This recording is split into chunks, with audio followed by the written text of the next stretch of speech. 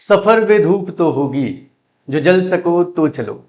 सभी हैं भीड़ में, तुम भी निकल सको तो चलो। किसी के वास्ते राहें कहाँ बदलती हैं, जो तुम खुद को बदल सको तो चलो। हेलो एंड नमस्कार, मैं शुभम दुबे आप सभी का एडिटेरिया के ऑनलाइन लर्निंग प्लेटफॉर्म पर स्वागत करता हूं। तो कैसे हैं आप सभी लोग? सभी लोग अच्छे हैं, बढ़िया हैं। तो आइए करते हैं इस सेशन का शुभारंभ। तो आज ये हमारा सबसे पहला सेशन रहने वाला है अपने इस जर्नी का, है ना। तो इस सेशन में हम बात करेंगे मैथ्स के सबसे ही इंपॉर्टेंट टॉपिक नंबर सिस्टम की, संख्या पद्धति की। नंबर सिस्टम और संख्या पद्धति की अगर मैं बात करूं तो सबसे इंपॉर्टेंट पार्ट ये मैथ्स का इसलिए हो जाता है क्योंकि जितने भी बचपन से, जब आपने बचपन से मैथ सीखना चालू किया था, जब आपने एकदम छोटे रहे होंगे, बच्चे रहे होंगे, जब मैथ सीखना चालू किया था, तो आपका जो मैथ का जर्नी शुरू हुआ था वो नंबर से ही शुरू हुआ था। तो इसीलिए जैसे आप एक छोटा सा एग्जाम्पल अगर देखें तो जब हम बचपन में इंग्लिश पढ़ना सीख रहे थे, है ना, तो हमें सबसे पहले अल्फ़ाबेट ABCD ये सब सिखाया गया था। या हिंदी पढ़ना सीख रहे थे तो हमें उसके अल्फ़ाबेट्स क ख ग घ ये सब पढ़ना सिखाया गया था। तो वैसे ही जब मैथ्स पढ़ना हम सीख रहे थे तो हमें सबसे पहले नंबर्स के बारे में, गिनती के बारे में, टेबल्स के बारे में, पहाड़ी के बारे में, इन सब चीज़ों के बारे में बताया गया। तो इसीलिए जब भी आप कभी मैथ्स पढ़ना शुरू करें या जब भी आप मैथ सीखना चाहते हो, है ना, तो उस टाइम हमको सबसे ज़्यादा ज़रूरत जिस टॉपिक की होती है वो होती है नंबर सिस्टम। और नंबर सिस्टम चूंकि ये बचपन का टॉपिक है, बेसिक टॉपिक है, तो हम उतना अच्छे से समझ नहीं पाए होते हैं, या हम कहें हमारी बेसिक अंडरस्टैंडिंग स्कूलिंग लेवल पर बहुत अच्छी नहीं होती है। इसीलिए हमको नंबर्स के बारे में पता तो होता है लेकिन उनकी बेसिक जो जानकारी होनी चाहिए क्वेश्चन को सॉल्व करने के लिए वो नहीं होती है। इसीलिए आज के इस सेशन को या हमारे इस जर्नी को हम नंबर सिस्टम से ही चालू करेंगे। हालांकि ये थोड़ा सा कॉम्प्लिकेटेड रहेगा।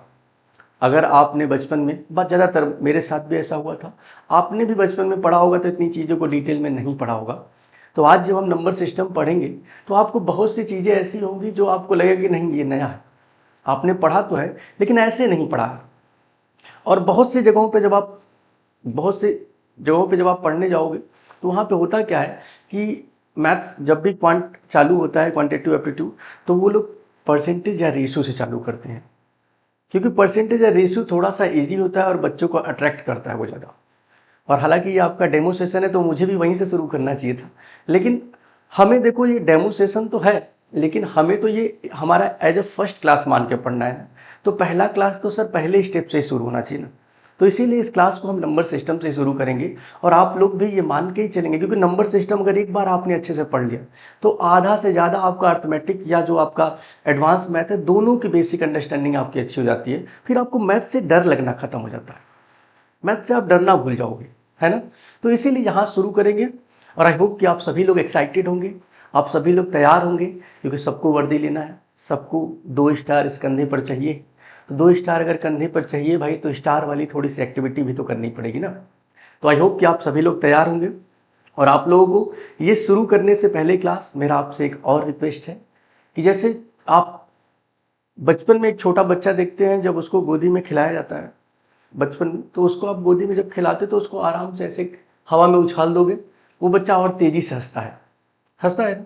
और फिर आपकी गोदी में आ जाता है, फिर आप उसको पकड़ लेते हो, क्यों?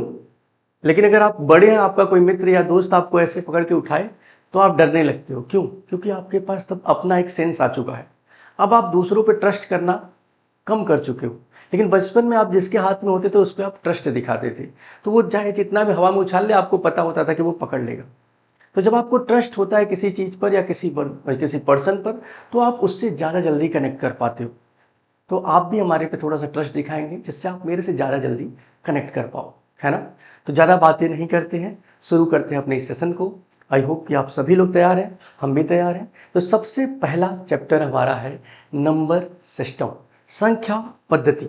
अब नंबर सिस्टम और संख्या पद्धति शुरू करने से पहले हमें नाम के पास जाना पड़ेगा, इसके नंबर सिस्टम। अच्छा, नाम जैसे आप देख रहे हो, जब आप नाम देख रहे हो तो आपको क्या लग रहा है कि नंबर सिस्टम, नंबर ही क्यों नहीं बोला गया, सर सिस्टम क्यों इसके साथ जोड़ा गया, पद्धति क्यों जोड़ी गई, संख्या पद्धति, पद्धति इसके साथ क्यों जोड़ी गई? पद्धति या सिस्टम तब जोड़ा जाता है जब कई सारे उसके ब्रांचेज हों, कई सारे उसकी शाखाएं हों, या मैं कह दूं सर जब चीज़ें बहुत जटिल हो, बहुत सारी चीज़ों में इन्वॉल्व हो। जैसे मैं कहता हूँ कोचिंग सिस्टम, आप कोचिंग पढ़ रहे हो, सिस्टम है। अब इस सिस्टम में टीचर भी है, इस सिस्टम में मैनेजमेंट भी है, इस सिस्टम में जो पीपीटी कंटेंट बनाते हैं, जो वीडियो यहाँ से प्रोवाइड कर रहे हैं, वो सारे लोग इन्वॉल्व हैं। सबका अपना अपना एक ब्रांच है। ऐसे ही जब नंबर सिस्टम की बात करते हैं सर, तो नंबर सिस्टम जो आप पढ़ते हो केवल वही एक नंबर सिस्टम नहीं है। नंबर सिस्टम कई सारे होते हैं। अगर किसी ने 11th-12th में थोड़ा सा पढ़ा होगा फिजिक्स विजिक्स में, तो बाइनरी नंबर सिस्टम आपने सुना था, है ना। तो नंबर सिस्टम के कई सारे पार्ट्स हैं, लेकिन हमें जो नंबर सिस्टम पढ़ना है, जो हमारे सिलेबस में है, जो मैथ्स क्वांटिटी एप्टीट्यूड के सिलेबस में है, उसका नाम है डेसिमल नंबर सिस्टम या दशमलव संख्या पद्धति। अब आपका मैथ शुरू हो रहा है, तो अब पूरा फोकस आपका यही होना चाहिए, है ना, यही होना चाहिए पूरा फोकस। दशमलव संख्या पद्धति, बहुत प्यार से, ये हम लोग का पेड बैच है। हालांकि ये पहला क्लास जो होगा यूट्यूब पे भी फ्री रहेगा, लेकिन ये पेड बैच है, तो हम लोग बहुत प्यार से और बहुत आराम से चीज़ों को धीरे धीरे समझते हुए चलेंगे।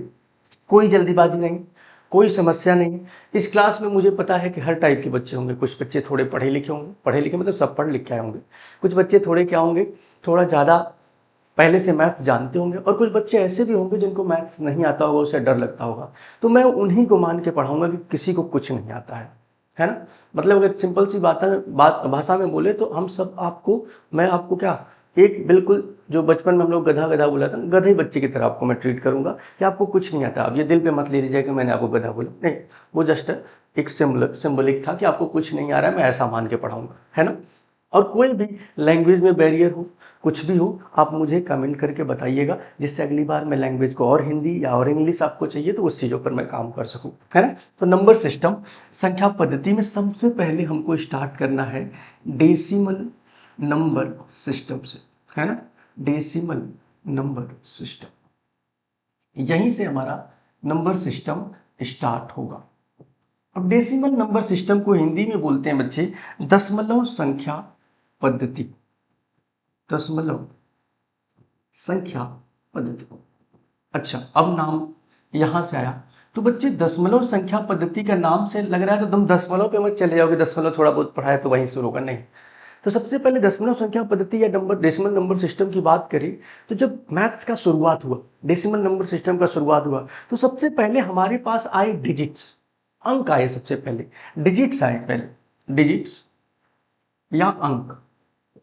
अंक जानते हो ना, आपने पढ़ा होगा, आपके पास केवल बहुत ही डेसिमल नंबर सिस्टम या जो आपने मैथ पढ़ा उसमें देखेंगे आपको लिमिटेड नंबर्स होते हैं, लिमिटेड अंक होते हैं। कौन कौन से होते हैं? 0, 1, 2, 3, 4, 5, 6, कहाँ तक बच्चे? 9 तक। तो हमने देखा कि केवल 10 ही अंक हमारे पास पूरे डेसिमल नंबर सिस्टम में मिले। या मैं कहूँ कि डेसिमल नंबर सिस्टम की मैं बात करूँ तो डिजिट्स की बात करूँ तो हमारे पास 10 ही डिजिट्स होते हैं, केवल 10 ही डिजिट। इसके अलावा आपने भी नहीं देखा होगा कभी डिजिट, है ना। अब इन्हीं 10 ही डिजिट को मिला गया, इन्हीं 10 ही डिजिट्स को मिलाकर हमको अपने मैथ्स को पढ़ना था, डेसिमल नंबर सिस्टम को आगे बढ़ाना था। तो बच्चे हमने देखा कि जब यहाँ से मैं किसी भी दो डिजिट्स को उठा लूँ, 1 और 2, जैसे मैंने उठा लिया, तो अब ये बोला, इसको मैं 1 2 नहीं बोलता हूँ, अब मैं इसको 12 बोलता हूँ, 12 बोलता हूँ। किसी बच्चे ने कहा नहीं सर मैं इसमें 3 अंक लेना चाहता हूँ, ले लो भाई, 3 अंक ले लिया। तो अब सर इसको मैं 432 नहीं बोलता हूँ, 432, 432 बोलता हूँ कि नहीं? बिल्कुल बेसिक से चल रहे हैं, है ना। तो सर ये जब हम अंकों को मिलाना चालू किए तो ये अंक मिलके क्या बन गए? ये अंक मिलके बन गए संख्या। ये क्या बन गए? संख्या। देखो धीरे धीरे हम इसके नाम की तरफ चल रहे हैं, नंबर। क्या बन गए? नंबर या संख्या। तो मैं ऐसा कह सकता हूं क्या कि ग्रुप ऑफ डिजिट, अंकों का समूह को हम क्या कहते हैं? संख्या। ये बेसिक सी बात है, बचपन में पढ़ा था। लेकिन क्या कभी तुम्हारे दिमाग में ये आया कि सर जब मैंने शुरू में, जब हम शुरू में कोई मैथ जब शुरू किया होगा तो उसके पास जब अंक रहे होंगे, तो जब उसने अंकों को ऐसे मिलाया होगा तो वो शुरू में तो इसको 1 2 3 ही पढ़ता रहा होगा ना सर। इसका नाम उसको थोड़ी ना पता था उस टाइम 123 या 123, ऐसा कुछ पता रहा होगा उसे? नहीं, बिल्कुल नहीं पता था सर। तब कैसे उसने ये पता किया होगा? तो उसके अंदर क्यूरियोसिटी आई होगी ना। अब पहले तो शुरू में किसी को मिला होगा तो ऐसे, अब जैसे 2 3 4 लिख दिया तो उसने 2 3 4 ही पढ़ रहा है। लेकिन इसको 234 पढ़ने से पहले या 234 बोलने से पहले दिमाग में ये आया होगा ना कि इसका नामकरण किया जाए। जैसे एक छोटा सा बच्चा पैदा होता है तो पहले वो बच्चा होता है, लड़का होता है या लड़की होता है, लेकिन उसका नाम तो उसकी फैमिली वाले देते हैं ना। ये आ गया गुल्लू पैदा हो गया, आ गया टीना पैदा हो गई, है ना, तो वो नाम कौन देता है? घर वाले देते हैं। तो यहाँ पर भी जिसने शुरू में इसको देखा होगा तो उसने नामकरण करने की कोशिश की होगी ना। तो यहीं से शुरू हुआ नॉमेनक्लेचर ऑफ द नंबर्स। हाँ, नॉमेनक्लेचर ऑफ द नंबर या नामकरण, नंबर का नामकरण, है ना बच्चा, नॉमेनक्लेचर ऑफ द नंबर, है ना बच्चा, नॉमेनक्लेचर ऑफ नंबर, या मैं कहूं नामकरण, संख्याओं का नामकरण मतलब रखना सर, है ना। अब देखो नामकरण की जब बात हुई, नामकरण की जब बात हुई, देखिए मैं बिल्कुल एक एक चीज़ों को आपसे शेयर करूंगा, छोटी छोटी चीज़ों को डिटेल पे बात करेंगे। कोई बच्चा अगर जल्दी में है, कोई बच्चा अगर उसको ये लगता है कि नहीं सर ये सब चीज़ें मुझे आती हैं, कोई घबराने की बात नहीं बेटा। हम ये कोर्स परचेस किए हैं या कोर्स हम पढ़ रहे हैं तो हमारे पास लॉन्ग टाइम ड्यूरेशन है, तो हम रिवाइज भी करेंगे, जिनका रिविजन हो रहा है वो रिविजन करें, नहीं जिनको नया सीखने को मिल रहा है तो नया सीखते हैं, है ना। घबराना नहीं कि बहुत जल्दी चलना है, प्यार से चलेंगे और हर चीज़ों को सीखेंगे, है ना। नॉमेनक्लेचर, नंबर, नामकरण। अब मैंने कहा नामकरण की बात आई तो जैसे जब शुरू में तुम पैदा हुए होगे, छोटे से थे, तो सबसे पहले तुम्हारा फेस ही तो देखा गया होगा। तो दो चीजें आती है बच्चे, एक होता है फेस नंबर, फेस वैल्यू जिसको आप बोलते हो, अंकीय मान, अंकीय मान, और एक होता है प्लेस वैल्यू, अंकीय मान, और एक होता है प्लेस वैल्यू, प्लेस वैल्यू स्थानीय मान। ये दो चीजें निकल कर आई, बहुत आराम से चल रहे हैं हम लोग धीरे धीरे, है ना। स्थानीय मान, अच्छा प्लेस वैल्यू की मैं बात करूं, अंकीय मान की बात करूं या फेस वैल्यू की बात करूं, पहले फेस वैल्यू की बात कर लेते हैं। जैसे जब बचपन में तुम पैदा हुए थे तो तुम्हारे घर वाले कहते थे क्या कि किस पे गया है, पापा पे गया है, मम्मी पे गया है, चाचा पे गया है, चाची पे गया है, या ज़्यादा से ज़्यादा पड़ोसी पे गया होगा, यही ना होता था। तो अब जब फेसी वैल्यू की बात कर रहे हैं लोग, अंकीय मान की बात कर रहे हैं सर, तो वहां पे उसके फेस को देख के डिसाइड होगा। जैसे मैंने लिख दिया 4, है ना, 4 लिख दिया मैंने। अब 4 मैंने लिख दिया तो 4 का फेस वैल्यू हमेशा 4। अब तुम्हारा चेहरा है तो अब तुम यहां रहो, चाहे मैं तुमको, अभी तुम कहाँ होगे, बिहार में होगे, पटना में होगे, या बिहार समस्तीपुर में होगे, या कहीं भी होगे, बिहार में ही तो होगे ना, है ना। तो अगर आप कहीं पे होगे तो अब अगर वहां से निकल के मान लो आप चले गए दिल्ली रहने लगे, मान लो आप चले गए पुणे रहने लगे, मान लो आप चले गए मुंबई रहने लगे, तो क्या आपका शक्ल चेंज हो जाएगा, फेस चेंज हो जाएगा? नहीं सर। तो फेस वैल्यू हमेशा यूनिक होती है सर, हमेशा बराबर होती है। मतलब 4 है तो उसकी फेस वैल्यू 4 ही होगी, 5 है तो उसकी फेस वैल्यू 5 ही होगी, उसका अंकीय मान क्या होगा, 5 ही होगा। कहोगे हाँ सर बात तो सही है। अच्छा मैं कहता हूँ place value sir, place value बदलते रहता है। जैसे तुम इंस्टाग्राम फेसबुक पे लिखते हो लिव इन पटना, थोड़े दिनों बाद तुम्हारा जॉब लग गया और तुम चले गए मान लो दिल्ली, तो लिखोगे मूव्ड इन दिल्ली, है ना। तो आप अपना प्लेस बदलते रहते हो, समय के साथ साथ आपका स्थान बदलते रहता है, और स्थान बदलने के कारण आपका स्थानीय मान चेंज होते रहता है, आपका प्लेस वैल्यू चेंज होते रहता है। तो ऐसे यहाँ पर भी प्लेस वैल्यू की बात करेंगे तो किसी भी नंबर में किसी भी अंक का प्लेस वैल्यू हमेशा बदलते रहता है। जैसे मैं कहूँ, क्या कहूँ, 2, 4, 5, 6। अब आओ थोड़ा सा चलते हैं बचपन पे। बचपन में हमने पढ़ा था कि इधर से शुरू करते हैं सर, राइट साइड से, इसको बोलते हैं इकाई, इसको बोलते हैं दहाई। याद आया कुछ? कहोगे हाँ याद तो आ गया सर। ये इसको क्या बोलते हैं, सैकड़ा, कुछ ऐसे ही बोलते थे क्या, 1000। और इंग्लिश वाले क्या करते थे, यूनिट्स, वंस प्लेस, है ना, 10th प्लेस, ऐसे करते हुए चलते थे। 100 प्लेस, 1000 प्लेस, 10,000 प्लेस करते थे। ओके हाँ सर याद तो आया। तो अब ये प्लेस क्या होता है, जिस प्लेस पे रहेगा उसकी वैल्यू ऐसी। जैसे मैंने कहा 6 की प्लेस वैल्यू क्या होगी, तो फटाक से यहाँ पे लिखोगे 6 सर कहाँ पर है, 6 यूनिट प्लेस पर है, 100 प्लेस, 1 प्लेस पे है, इकाई स्थान पर है, 6 गुणे 1 इज इक्वल टू 6, इसकी प्लेस वैल्यू हो जाएगी। 5 की प्लेस वैल्यू में पूछ लूँ तो क्या हो जाएगा, 5 10वें प्लेस पे है सर, तो 5 गुणे 10 50 हो जाएगी। याद आया कुछ? अगर मुझसे पूछा जाए 2 की प्लेस वैल्यू, 2 गुणे 1000 2000, या मैं कहूँ डायरेक्ट लिखा करो यार, इतना चीजें तो हमको समझ में आती है। 2 देखो, 2 कहाँ पर है, चौथे प्लेस पे, इसके आगे 3 है तो 2 का 2 और आगे 3 जीरो बढ़ा दो, है ना।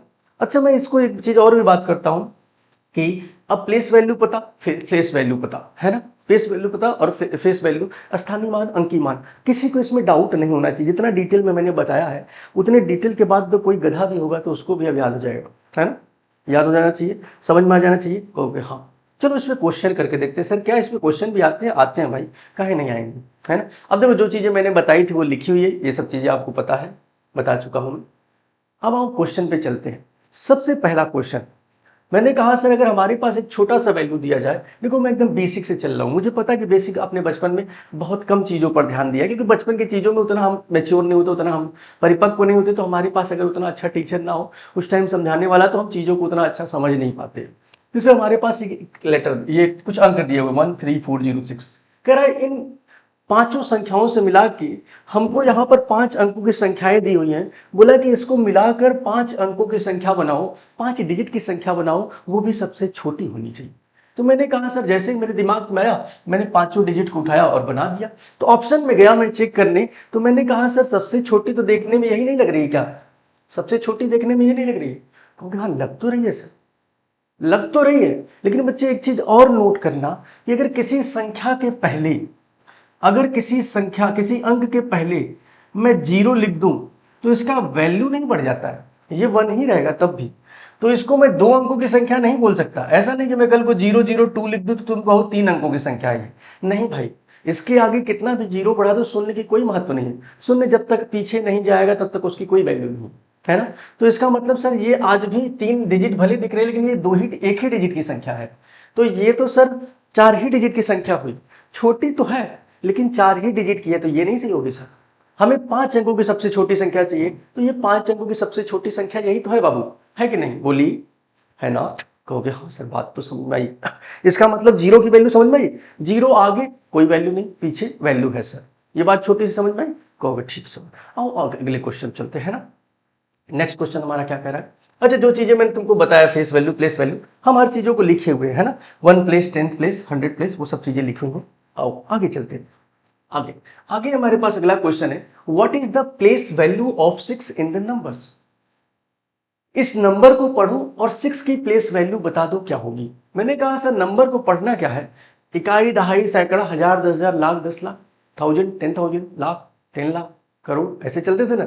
मैंने कहा वो सब चीजें भूल जाओ, तुम बस ऐसे देखा करो कि 6 कहां पर है। देखो ध्यान से थोड़ा, 6 कहां पर है, ध्यान से देखो थोड़ा। 6 देखो सर यहां पर है, तो गिनो, 6 को उठा लो, ऐसे उठा लिया करो, फट से इसे लिख लिया करो 6। अब इसके आगे कितने डिजिट हैं, 1 2 3 4 5 6, मतलब सर 6 जीरो, यही आंसर होगा सर। मैंने कहा सर ये आपने कैसे लिखा, और इसकी भी बात कर ही लेते, छोटी छोटी बातें जो भी आती रहेंगी उनको हम धीरे धीरे सीखते रहेंगे। जैसे मैं 10 लिखता हूं, या मैं 10 के पावर 1 लिख दूं, पावर समझते हो ना, घात, घात 10 के घात 1, इसकी वैल्यू 10 ही होगी सर। मैं 100 लिखूं, या इसको 2 जीरो है तो मैं चाहूं तो इसको लिख सकता हूं 10 के पावर 2। अगर ये 1000 है, 3 जीरो है तो मैं इसको चाहूं तो 10 के पावर 3 लिख सकता हूं। ये 4 जीरो है तो इसको मैं चाहूं तो 10 के पावर 4 लिख सकता हूं। जितना जीरो उतना पावर। क्यों भाई, क्योंकि इसको चाहोगे बच्चे ना 10 गुणे 10 गुणे 10 4 बार लिखना पड़ेगा, तभी गुणा होके ये 10,000 बनेगा। ये बात छोटी छोटी है, और भी बातें हम डिटेल में करेंगे, ऐसी बात नहीं करेंगे। तो ये बात समझ में आई, कहोगे हाँ आ गई। मैंने कहा एक क्वेश्चन मैं चाहता हूं कि ये देखो क्या आपसे लग जाएगा। चलो मुझे पता है कि ये वीडियो आपको रिकॉर्डिंग में मिलेगी, लेकिन मैं आपको देता हूं 10 सेकंड का टाइम। फटाक से इस क्वेश्चन को बिना पेन उठाए बताओ क्या होगा इसका आंसर, फटाक से आंसर बताओ। मैंने कहा 4 और 3 के स्थानीय मानों में अंतर, 4 कहां पर है, यहां पर, 3 कहां पर है, यहां पर। फटाक से सोच लो भाई कि 4 हमारा इस प्लेस पर है सर, तो इसका मतलब इसके सामने कितने अंक है, 5 जीरो हो जाएगा क्या, 5 अंक तो 5 जीरो। कहोगे हाँ। अब ये मत करने लगना कि इकाई, दहाई, सैकड़ा, हजार कर रहे हैं, नहीं अपना दिमाग नहीं लगाना, हम अब समझ चुके हैं, बस वो समझने के लिए था। अब ये सर 3 के आगे 1 जीरो तो 3 जीरो, अब इसको घटाना है, घटा दीजिए भाई, डिफरेंस ले लीजिए इनका, घटा दीजिए। देखिए घटाते टाइम हमेशा, अच्छा तुम लोग घटाना आता है ना, ऐसा मत कर देना कि 1000 में से 30 घटाना है तो यहाँ पर लिख दें ऐसे कि 1000 माइनस 30, कुछ लोग ऐसा भी कर देते हैं। ये मत करना भाई, ये कर दोगे तुम महान की श्रेणी में आ जाओगे, महानतम की श्रेणी में नहीं सर, आप ग्रेट नहीं है, आप नॉर्मल है, नॉर्मल ही रहिए। आप जब भी घटाएंगे तो राइट साइड से रखेंगे वैल्यूज को, है ना। 0 में से 0, 7, अब 7 के साथ 2 आंसर है, नहीं तो मैं 1 मार के चला जाता, लेकिन आप इतने समझदार हैं, 40,000 में घटाऊंगा तो 40,000 से कम ही आएगा आंसर, 39,970 घटाना आता है ना, नहीं आता है तो उसकी भी एक क्लास लगवा देंगे, सिखा देंगे आपको जोड़ घटाना गुणा भाग सब कुछ, है ना, सब कुछ सिखा देंगे, टेंशन मत लीजिए। पहली क्लास है, दूसरी क्लास है, ऐप पे आएंगे तो और चीज़ों को डिटेल में समझा लेंगे। बेसिक क्लास की 2-3 क्लासेज रखवा लेंगे, है ना, बेसिक कैलकुलेशन की, जिसमें हम लोग क्या करेंगे, सारी बेसिक कैलकुलेशन, दशमलव का गुणा कैसे होता है, जोड़ घटाना गुणा भाग सब कुछ सीखेंगे, है ना, एकदम बेसिक चीज़ें, वो कैलकुलेशन की क्लास रहेगी बियॉन्ड द सिलेबस, है ना, ठीक है। चलो आगे बात करते हैं। कह रहा है sir in which of the following 500 is not the place value of 5। अब देखो इस क्वेश्चन को तो मैं नहीं बताने वाला हूं। क्यों नहीं बताने वाला हूं? क्योंकि इस क्वेश्चन का आंसर आप मुझे बताओगे कमेंट बॉक्स में। अगर आपसे नहीं होगा तो नेक्स्ट क्लास में मैं इस क्वेश्चन को लेकर आऊंगा और आपको बता दूंगा। वैसे मुझे लगता है कि सारा बच्चा इस क्लास के क्वेश्चन को कर लेगा। तो होमवर्क नंबर 1 आपके इस सेशन का पहला होमवर्क यही रहेगा। बहुत ही प्यारा सा, बहुत छोटा सा क्वेश्चन है। चलो मूव करते हैं आगे की तरफ। और बच्चे आगे हम मूव कर तो रहे हैं, लेकिन मैं आपको बताना चाहता हूं कि अब धीरे धीरे हमारा कॉन्सेप्चुअल लेवल थोड़ा सा बढ़ाना पड़ेगा। आपको नहीं फील होगा एकदम, मैं कह रहा हूं कि जो चीजें मैं पढ़ाऊंगा बहुत जटिल से जटिल रहेगी आज की क्लास में, लेकिन आपको फील नहीं होने दूंगा कि बहुत मुश्किल है ना। मैथ को एकदम फील करके पढ़ेंगे सर, कोई दिक्कत नहीं, कोई परेशानी नहीं। मैथ को मैथ समझना ही नहीं है, हम एकदम नॉर्मल मान के चलेंगे कि अरे यार ये तो नॉर्मल है ना। और तुमको लगेगा भी, अभी तक जितनी चीजें पढ़ी क्या तुमको लगा कि बहुत मैथ वाली चीजें चल रही थी? नहीं, एकदम आसान सी चीजें चल रही है। अब मैंने कहा आगे भी ऐसे ही चलते जाएंगे हम लोग, धीरे धीरे एक एक स्टेप पे चलते जाएंगे। जो जो छोटी छोटी चीजें रहेंगी सब चीजों को सीखते हुए जाएंगे, एकदम कोई प्रॉब्लम नहीं आने वाली। बस आप बिलीव सिस्टम हमारा जो है ना मैच होना चाहिए, वो मैच हो गया तो सब कैच हो जाएगा, है ना। आओ देखते हैं रियल नंबर, इमेजिनरी नंबर। अच्छा ये क्या चल रहा है, क्लासिफिकेशन। अब देखो जैसे मैंने कहा नंबर का नाम रख लिया, नंबर के बारे में जान लिया। अब नंबर कितने प्रकार के होते हैं ये भी तो जान ले सर, क्लासिफिकेशन ऑफ नंबर। तो क्लासिफिकेशन ऑफ नंबर की बात करें दो टाइप का होता है, एक होता है रियल जो वास्तविक है सर, और एक होता है काल्पनिक संख्या इमेजिनरी नंबर। आओ समझते हैं रियल और इमेजिनरी नंबर दोनों। देखो ये जो पार्ट है ना, ये तुम्हारे सिलेबस का बहुत बड़ा पार्ट नहीं है, लेकिन हम पढ़ रहे हैं तो छोटा मोटा जानकारी तो उसके बारे में पता होना ही चाहिए। तो इमेजिनरी नंबर की बात पहले छोटा सा एक बार हम कर लेते हैं, उसके बाद रियल नंबर को डिटेल में पढ़ेंगे। इमेजिनरी नंबर क्या होता है आओ जानते हैं, आओ जाने। इमेजिनरी नंबर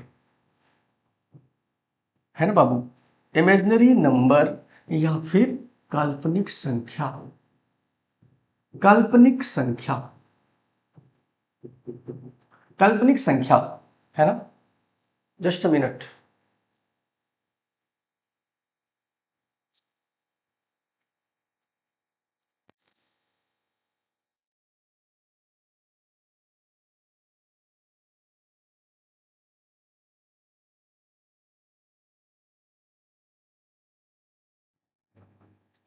हाँ आ जाओ, आ जाओ, आ जाओ। काल्पनिक संख्या इमेजिनरी नंबर बात करते हैं, है ना। मैंने कहा इमेजिनरी नंबर की बात करें बच्चे तो काल्पनिक संख्या की बात करें, नाम से ही लग रहा है सर कल्पनाओं वाली संख्या। ये संख्या सर काल्पनिक होती है, इनका यूज रियल लाइफ में नहीं होता, रियल यूज में हम नहीं देखते इनको। काल्पनिक संख्याओं को बात करें बच्चे तो इसको आयोटा से डिनोट करते हैं, आई। आई की वैल्यू होती है क्या, आई की वैल्यू जो होती है बच्चे आई। और अगर मैं देखूं आई की वैल्यू जो होती है बच्चे √-1 होती है। ये एक छोटी सी वैल्यू है, इसको याद रखिए। मैंने कहा इसका मतलब क्या होता है सर, इसका मतलब ये होता है सर कि आयोटा जो होता है, इमेजिनरी नंबर जो होता है, काल्पनिक संख्याएं जो होती है वो रियल में नहीं पाई जाती है। इनका यूज हम करते हैं थीसिस उसिस जब लिखना हो, पीएचडी वीएचडी जब आपको करना हो, या बहुत ही जब आपको एक्सपेरिमेंटल चीज़ों को करना हो, जैसे जाना हो आकाश में, चंद्रमा के पास, सन के पास, एस्ट्रॉयड के पास, स्टार के पास, तो उनके कैलकुलेशन में हम इनका यूज करते हैं। हमारे रियल लाइफ में तो नहीं है। रियल लाइफ में आपसे पूछ सकता है एग्जाम्पल इनके क्या हो सकते हैं, ये आपसे कभी कभार पूछ लिया जाता है किन्हीं किन्हीं एग्जाम में, ज़्यादातर सीडीएस के एग्जाम में। जो सीडीएस के एग्जाम होते हैं ज़्यादातर एनडीए और सीडीएस में पूछा जाता है। पुलिस और दरोगा वाले में तो अभी तक नहीं पूछा गया है, लेकिन जान लेते हैं, जानने में क्या जा रहा है ना। मैंने कहा बच्चे अगर मैं अंडर रूट, ये समझते हो कि नहीं, करड़ी के अंदर, करड़ी के अंदर अंडर रूट के अंदर कोई भी वैल्यू लिख दूं उसके आगे माइनस लगा दूं, लेकिन अंदर ही माइनस होना चाहिए। ये नहीं कि सर इसको बाहर ऐसे लगा दी, नहीं ये नहीं, अंदर माइनस होगा तभी, अंदर माइनस लगा होना चाहिए। तो मैंने कहा अच्छा इसके अंदर लगा दे सर, तब मैंने कहा किसी के भी अंदर लगा दो, अगर वो रूट के अंदर है और उसके अंदर माइनस लगा हुआ है तो वो संख्या इमेजरी नंबर कही जाती है। यही इसका एक एग्जाम्पल आप ध्यान पे रखिएगा बस, और आपको ज़्यादा चीज़ें जानने की जरूरत नहीं है। आयोटा, आई की वैल्यू √-1 होती है, इसको आयोटा से डिनोट करते हैं, इसका नाम आयोटा होता है ना। इमेजरी नंबर में बस इतनी छोटी सी चीज़ जाननी थी आपको, बाकी इससे ज़्यादा नहीं जानना है। ये चीज़ें आगे लिखी हुई है आपको, तो आपको दिक्कत नहीं होगा, मैंने वो चीज़ें लिखा है ना। बाकी आपको इससे ज़्यादा जानने की जरूरत नहीं है। अब हमको जानना है रियल नंबर के बारे में, क्योंकि हम सर रियल है तो रियल चीज़ों पे बात करते हैं, वास्तविक संख्याओं की बात करते हैं, रियल संख्याओं की बात करते हैं। देखो हर चीज़ को मैंने यहाँ लिखा जरूर है, आप इसको पहले नहीं पढ़ेंगे, आप पहले मैं जो बता रहा हूँ उसको सीख लीजिए, फिर इस पे आएंगे, है ना। रियल नंबर की बात हम करने जा रहे हैं। रियल नंबर क्या होता है, वास्तविक संख्याएं क्या होती है, नाम से ही लग रहा है सर रियल नंबर, वास्तविक संख्याएं। अब देखो रियल नंबर, वास्तविक संख्याएं अगर मैं बात करूं तो ये दो टाइप की होती है। एक तो होता है सर दशमलव संख्याएं, एक होता है डेसिमल नंबर। कहोगे सर डेसिमल नंबर सिस्टम में तो पढ़ ही रहे हैं, हाँ तो अब उसमें दशमलव संख्या अब आई, जो तुम दशमलव बचपन से पढ़ते आए वो वाला दशमलव संख्या। और एक होता है बाबू हमारे पास इंटीजर पूर्णांक, इंटीजर पूर्णांक, पूर्णांक। तो सबसे पहले हम बात करेंगे दशमलव संख्या की। दशमलव संख्या बच्चे जो होते हैं ना, दशमलव तुमने पढ़ा था बचपन में, दशमलव क्या होता है, ऐसे 0.5 लिख दो, 0.32 लिख दूं, है ना, या फिर 0.89 लिख दो, ऐसे ऐसी संख्याएं लिखी होंगी तो दशमलव कहते हैं। और दशमलव को आप बचपन में सीखे भी होंगे। छोटा सा बात एक और जान लेते हैं कि दशमलव को हमने बचपन में यह भी जाना था सर, अगर 0.5 है तो बचपन में गुरुजी ऐसे सिखाते थे कि 0.5 है तो ये दशमलव हटा के इसके नीचे 1 लिख दो और इधर एक जीरो, जितना अंक है उतना जीरो बढ़ा दो, ऐसे गुरुजी समझा देते थे, रट लिए थे सर। लेकिन गुरुजी ऐसा क्यों करते थे वो जान लेते हैं आज, कि 0.5 है सर तो मुझे सबसे पहले देखना है कि दशमलव कितने अंक पे है, तो गिनो ना भाई राइट साइड से, एक अंक पे दशमलव है क्या, कहोगे हाँ बात तो सही सर, एक अंक पे है। मैंने कहा हाँ, तो एक अंक दशमलव के बाद एक अंक है, कहोगे हाँ बात तो सही है। तो भाई जब भी दशमलव के बाद एक अंक है, अगर इसको फ्रैक्शन में बदलना है, भिन्न में बदलना है, भिन्न जानते हो ना, भिन्न, भिन्न फ्रैक्शन, देखो हर वो छोटी बड़ी चीजें जो बीच में आएंगी उनको मैं बताते हुए चलूंगा, आप उसको समझते हुए चलोगे हर बेसिक चीजों को। जैसे मैंने कहा भिन्न का मतलब 2/3, या इसी को बचपन में ऐसे सिखाया गया था कि p/q में इसको बोलते हैं अंश, इसको बोलते हैं हर, इसको इंग्लिश में बोलते हैं न्यूमरेटर, इसको क्या बोलते थे बाबू, डिनोमिनेटर। क्या बोलते थे, डिनोमिनेटर, है ना, यही ना बोलते थे, कुछ अलग बोलते थे क्या, नहीं यही बोलते थे सर, न्यूमरेटर एंड डिनोमिनेटर। बात समझ में आई, कहोगे हाँ। तो सर ये बचपन में तो गुरुजी ने ये बोला था कि दशमलव के नीचे दशमलव काटो, 1 लगाओ और इधर जीरो बढ़ा दो, बन गया ये फ्रैक्शन 5/10, या मैं कह दूं सर 1/2, क्योंकि 5 एक कम 5 कट जाता है, तो 5 गुना 10 कट जाता है। मैंने कहा सर यही अब समझ लेते हैं, दशमलव के बाद एक अंक है, इसका मतलब एक जीरो वाले मतलब 10 से गुणा करना, और ऐसा नहीं कि 10 से ऊपर अपने मन से गुणा कर दो, तो नीचे भी 10 से गुणा करना पड़ेगा, ऊपर नीचे दोनों गुणा करना पड़ेगा। तो ये 0.5 गुणा 10 करोगे तो 5 रहेगा और नीचे 10 होता है। तो वो एक्चुअल में यही प्रोसेस होता है, लेकिन आपको बचपन में इतना कॉम्प्लिकेटेड नहीं बताया जाता, सीधे बता देते दशमलव देखो उसके आगे जितना अंक है उतना नीचे जीरो बढ़ा के डिवाइड कर दो, ये सिखाया गया था बचपन में, है ना। ठीक है, अब बात समझ में आई। मैंने कहा तो अब मैं अगर आपसे पूछ लूँ कि सर कोई भी दशमलव होगा आप चेंज कर लोगे क्या, मैं कहूँ 0.32 लिखा हुआ है, तो कहोगे सर दशमलव के आगे 2 अंक है, मतलब 100 से ऊपर नीचे गुणा करना पड़ेगा, या सीधे सर ये घटाओ, डबल जीरो बढ़ाओ, 32/100। अब 32/100 है, ये दोनों 2 से कटते हैं, 16 दूना 32 भी लिख सकता हूँ सर, इसको 50 भी लिख सकता हूँ। और छोटा करना चाहूँ तो देखो दोनों, ये भी 4 से कटता है, ये भी 2 से कटता है, ये भी 2 से कटता है, 8/25 भी लिख सकता हूँ, बोलो लिख सकता हूँ कि नहीं। तो ऐसे छोटा भी कर सकते हैं फ्रैक्शन को, भिन्न को, है ना। मैंने कहा हाँ। तो अब आते हैं दशमलव पे सर, हम लोग दशमलव पे जहाँ थे वहाँ पे। तो दशमलव सर हमने कहा कि रियल नंबर क्या होता है, दो टाइप है, दशमलव और इंटीजर। लेकिन बच्चे दशमलव जो होते हैं ना, ये भी दो टाइप के होते हैं, दशमलव भी कई टाइप के होते हैं। जैसे मैंने कहा दशमलव की बात हम कर रहे हैं, डेसिमल संख्या की। देखो एक एक चीजों को बहुत प्यार से मेरे साथ सीखते हुए चलोगे, है ना। थोड़ा सा मैथ कभी कभी आपको बोरिंग लगता है, लगता है क्या आपको, लगता है ना, कोई बात नहीं, अगर बोरिंग लगता है तो आज से नहीं लगेगा, मैं नहीं लगने दूंगा, मैं आपको मैथ बोरिंग नहीं लगने दूंगा। हालांकि ये वाला क्लास थोड़ा सा रिकॉर्डेड है, तो आप मेरे से लाइव नहीं जुड़े हैं, तो मैं आपसे बातें नहीं कर सकता, तो थोड़ा सा may be it can be boring, but बच्चा अगर हम लोग थोड़ा सा जब लाइव क्लास में मिलेंगे तो वहाँ पे ढेर सारी बातें, बीच बीच में कुछ और बातें, है ना, क्लास को जब चिल लाइट मोड में लेकर चलेंगे, प्यार से चलेंगे, बहुत ही बोरिंग नहीं, क्योंकि मैथ ऑलरेडी बहुत बोरिंग है भाई। अगर मैं भी बोरिंग हो जाऊंगा तो फिर मैथ कैसे समझ में आएगा, नहीं होगा ना। तो मैथ के टीचर ज़्यादातर स्ट्रिक्ट होते हैं, लेकिन मैं वैसा नहीं हूँ भाई। आप ऑफलाइन में मिलोगे, ऑफलाइन में थोड़ी बहुत कुटाई हम लोग कर देते हैं बच्चों की, लेकिन आपकी नहीं करेंगे भाई।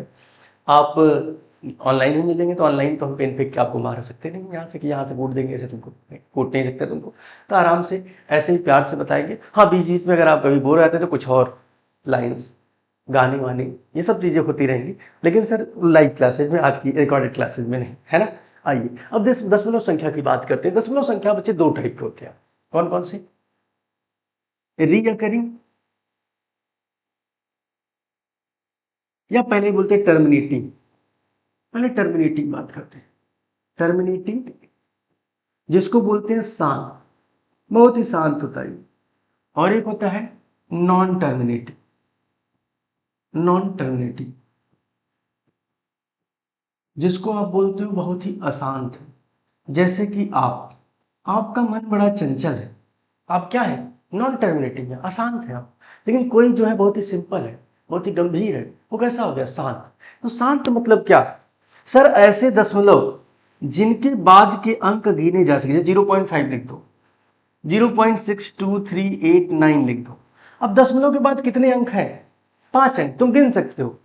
अच्छा, गिन लोगे तो तुम उसके नीचे जीरो ही बढ़ा सकते। जैसे मैं इसको फ्रैक्शन में बदलना चाहूँ तो इसको एक काट के एक और कितनी जीरो बढ़ा दूँ, 5। तो क्या ये फ्रैक्शन बन गया? कहोगे हाँ। ये अंश हो गया, ये हर हो गया सर, सॉल्व नहीं हो गया। 62839 चाहे कितना भी बड़ा हो सर, आप इसको दशमलव में तो बदल ही लिए, अब फ्रैक्शन में तो बदल ही लिए। तो सर ये बात समझिएगा कि सर शांत दशमलव या टर्मिनेटिंग दशमलव उन दशमलव को बोलते हैं जिनके दशमलव के बाद के अंक को गिना जा सके।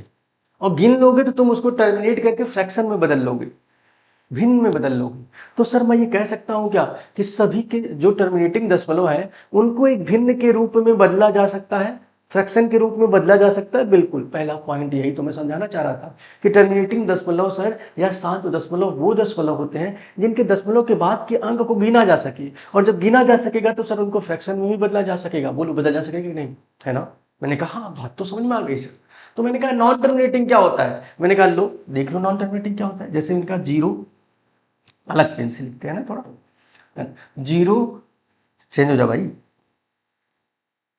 0.8879345893 डैश डैश डैश।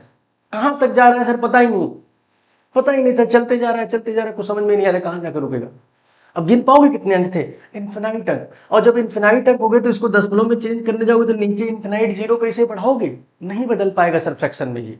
तो ऐसे दशमलव जिनके पीछे के अंकों को गिना ना जा सके, कितने अंक पे दशमलव लगा है, तो सर वो कैसे दशमलव हो जाएंगे, नॉन टर्मिनेटिंग। क्यों? क्योंकि उनको सर हम फ्रैक्शन में बदल ही नहीं सकते हैं, नहीं बदल सकते, तो नॉन टर्मिनेटिंग।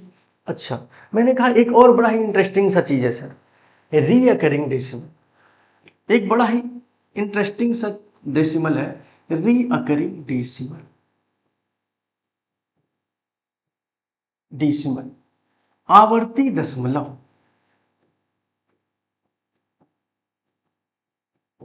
आवर्ती दशमलव ये क्या होता है?